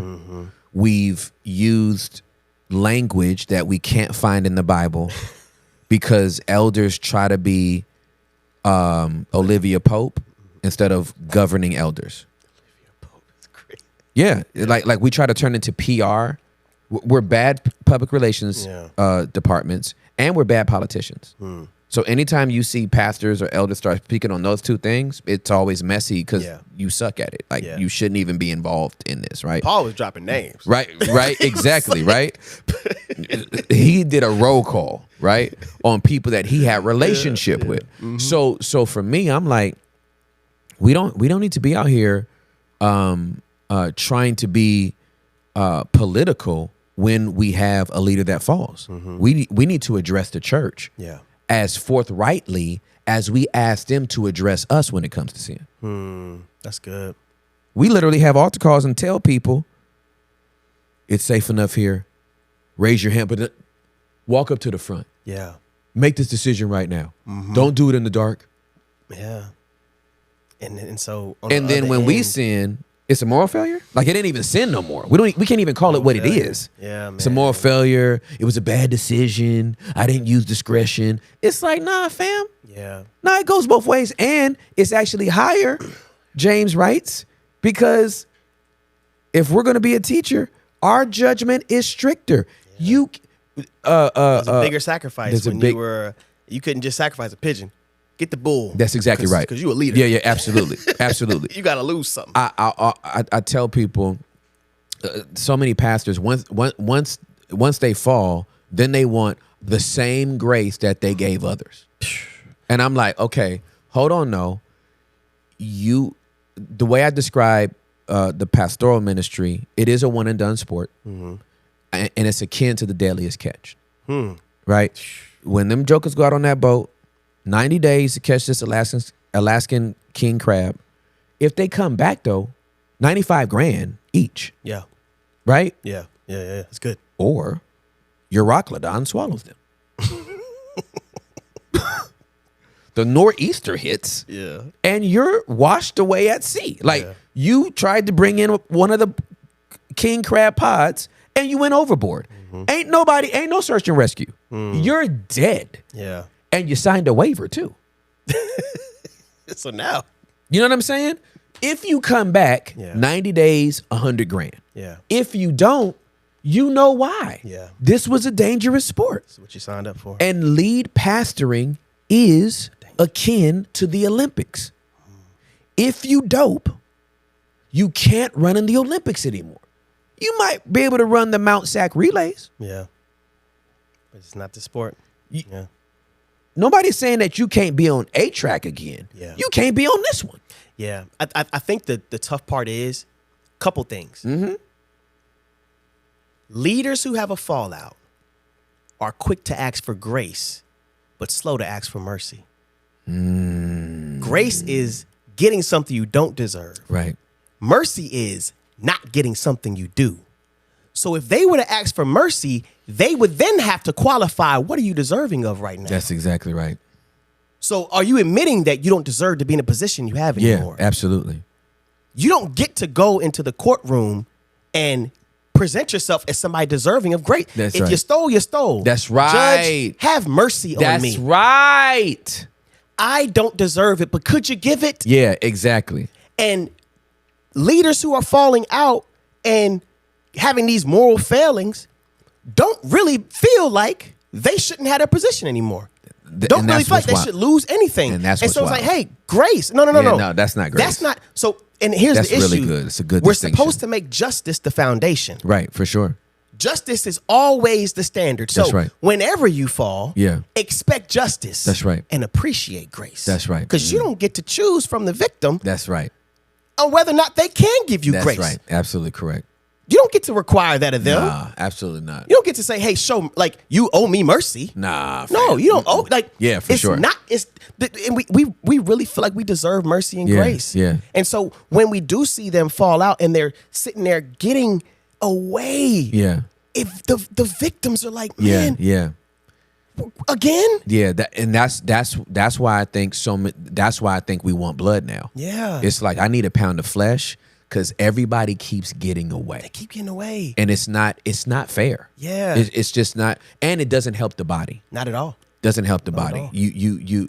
all. The body got, okay, this is gonna be strong. The church got strengthened in a way it didn't know it needed to be strengthened when Ananias and Sapphira dropped dead.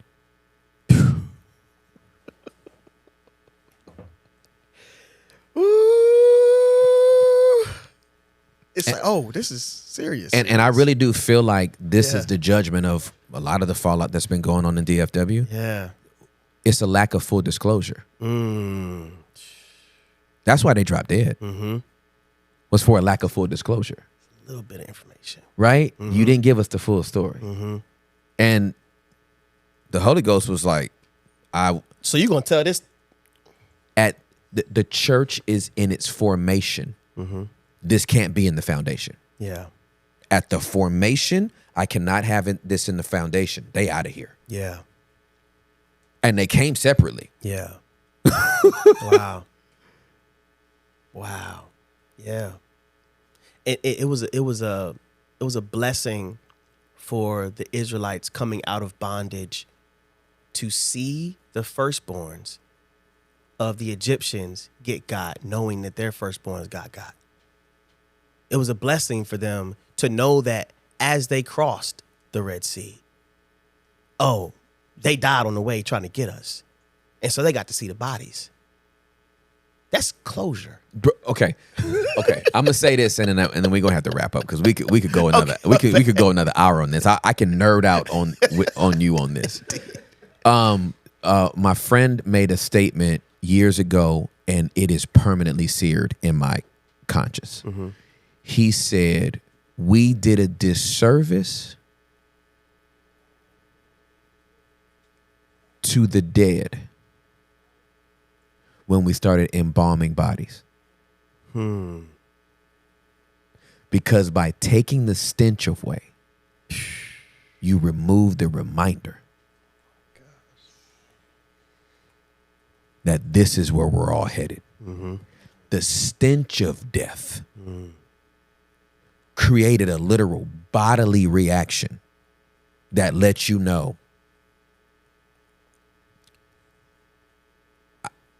I'm not going to be here always.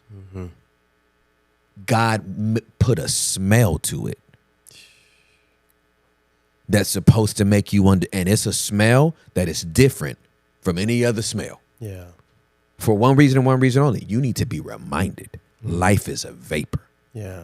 But we took the stench of death out and we embalmed it and we put makeup on them. Give We 'em put an them edge up. give them an edge up, do their nails, put them in a nice suit, put them in a pretty dress. We'll adorn them. We'll put jewelry on them and we will prop them up. And we remember them, but we don't walk away reminded of us. Yeah. reminded of our own mortality, reminded of our own frailty, reminded how close we are to this being wrapped up. Yeah. So my hope and prayer, this is why Galatians 6:1 says, considering thine own self, lest I also be tempted when a brother falls. Like I'm not trying to lean in with more details on you. I'm trying to figure out, maybe make sure I ain't doing. Maybe make sure I'm not close to wherever you were. Spirit of gentleness. That's exactly right. Spirit of gentleness. Considering thy own self, lest thou also be tempted. Anyway, bro. Okay, I love you.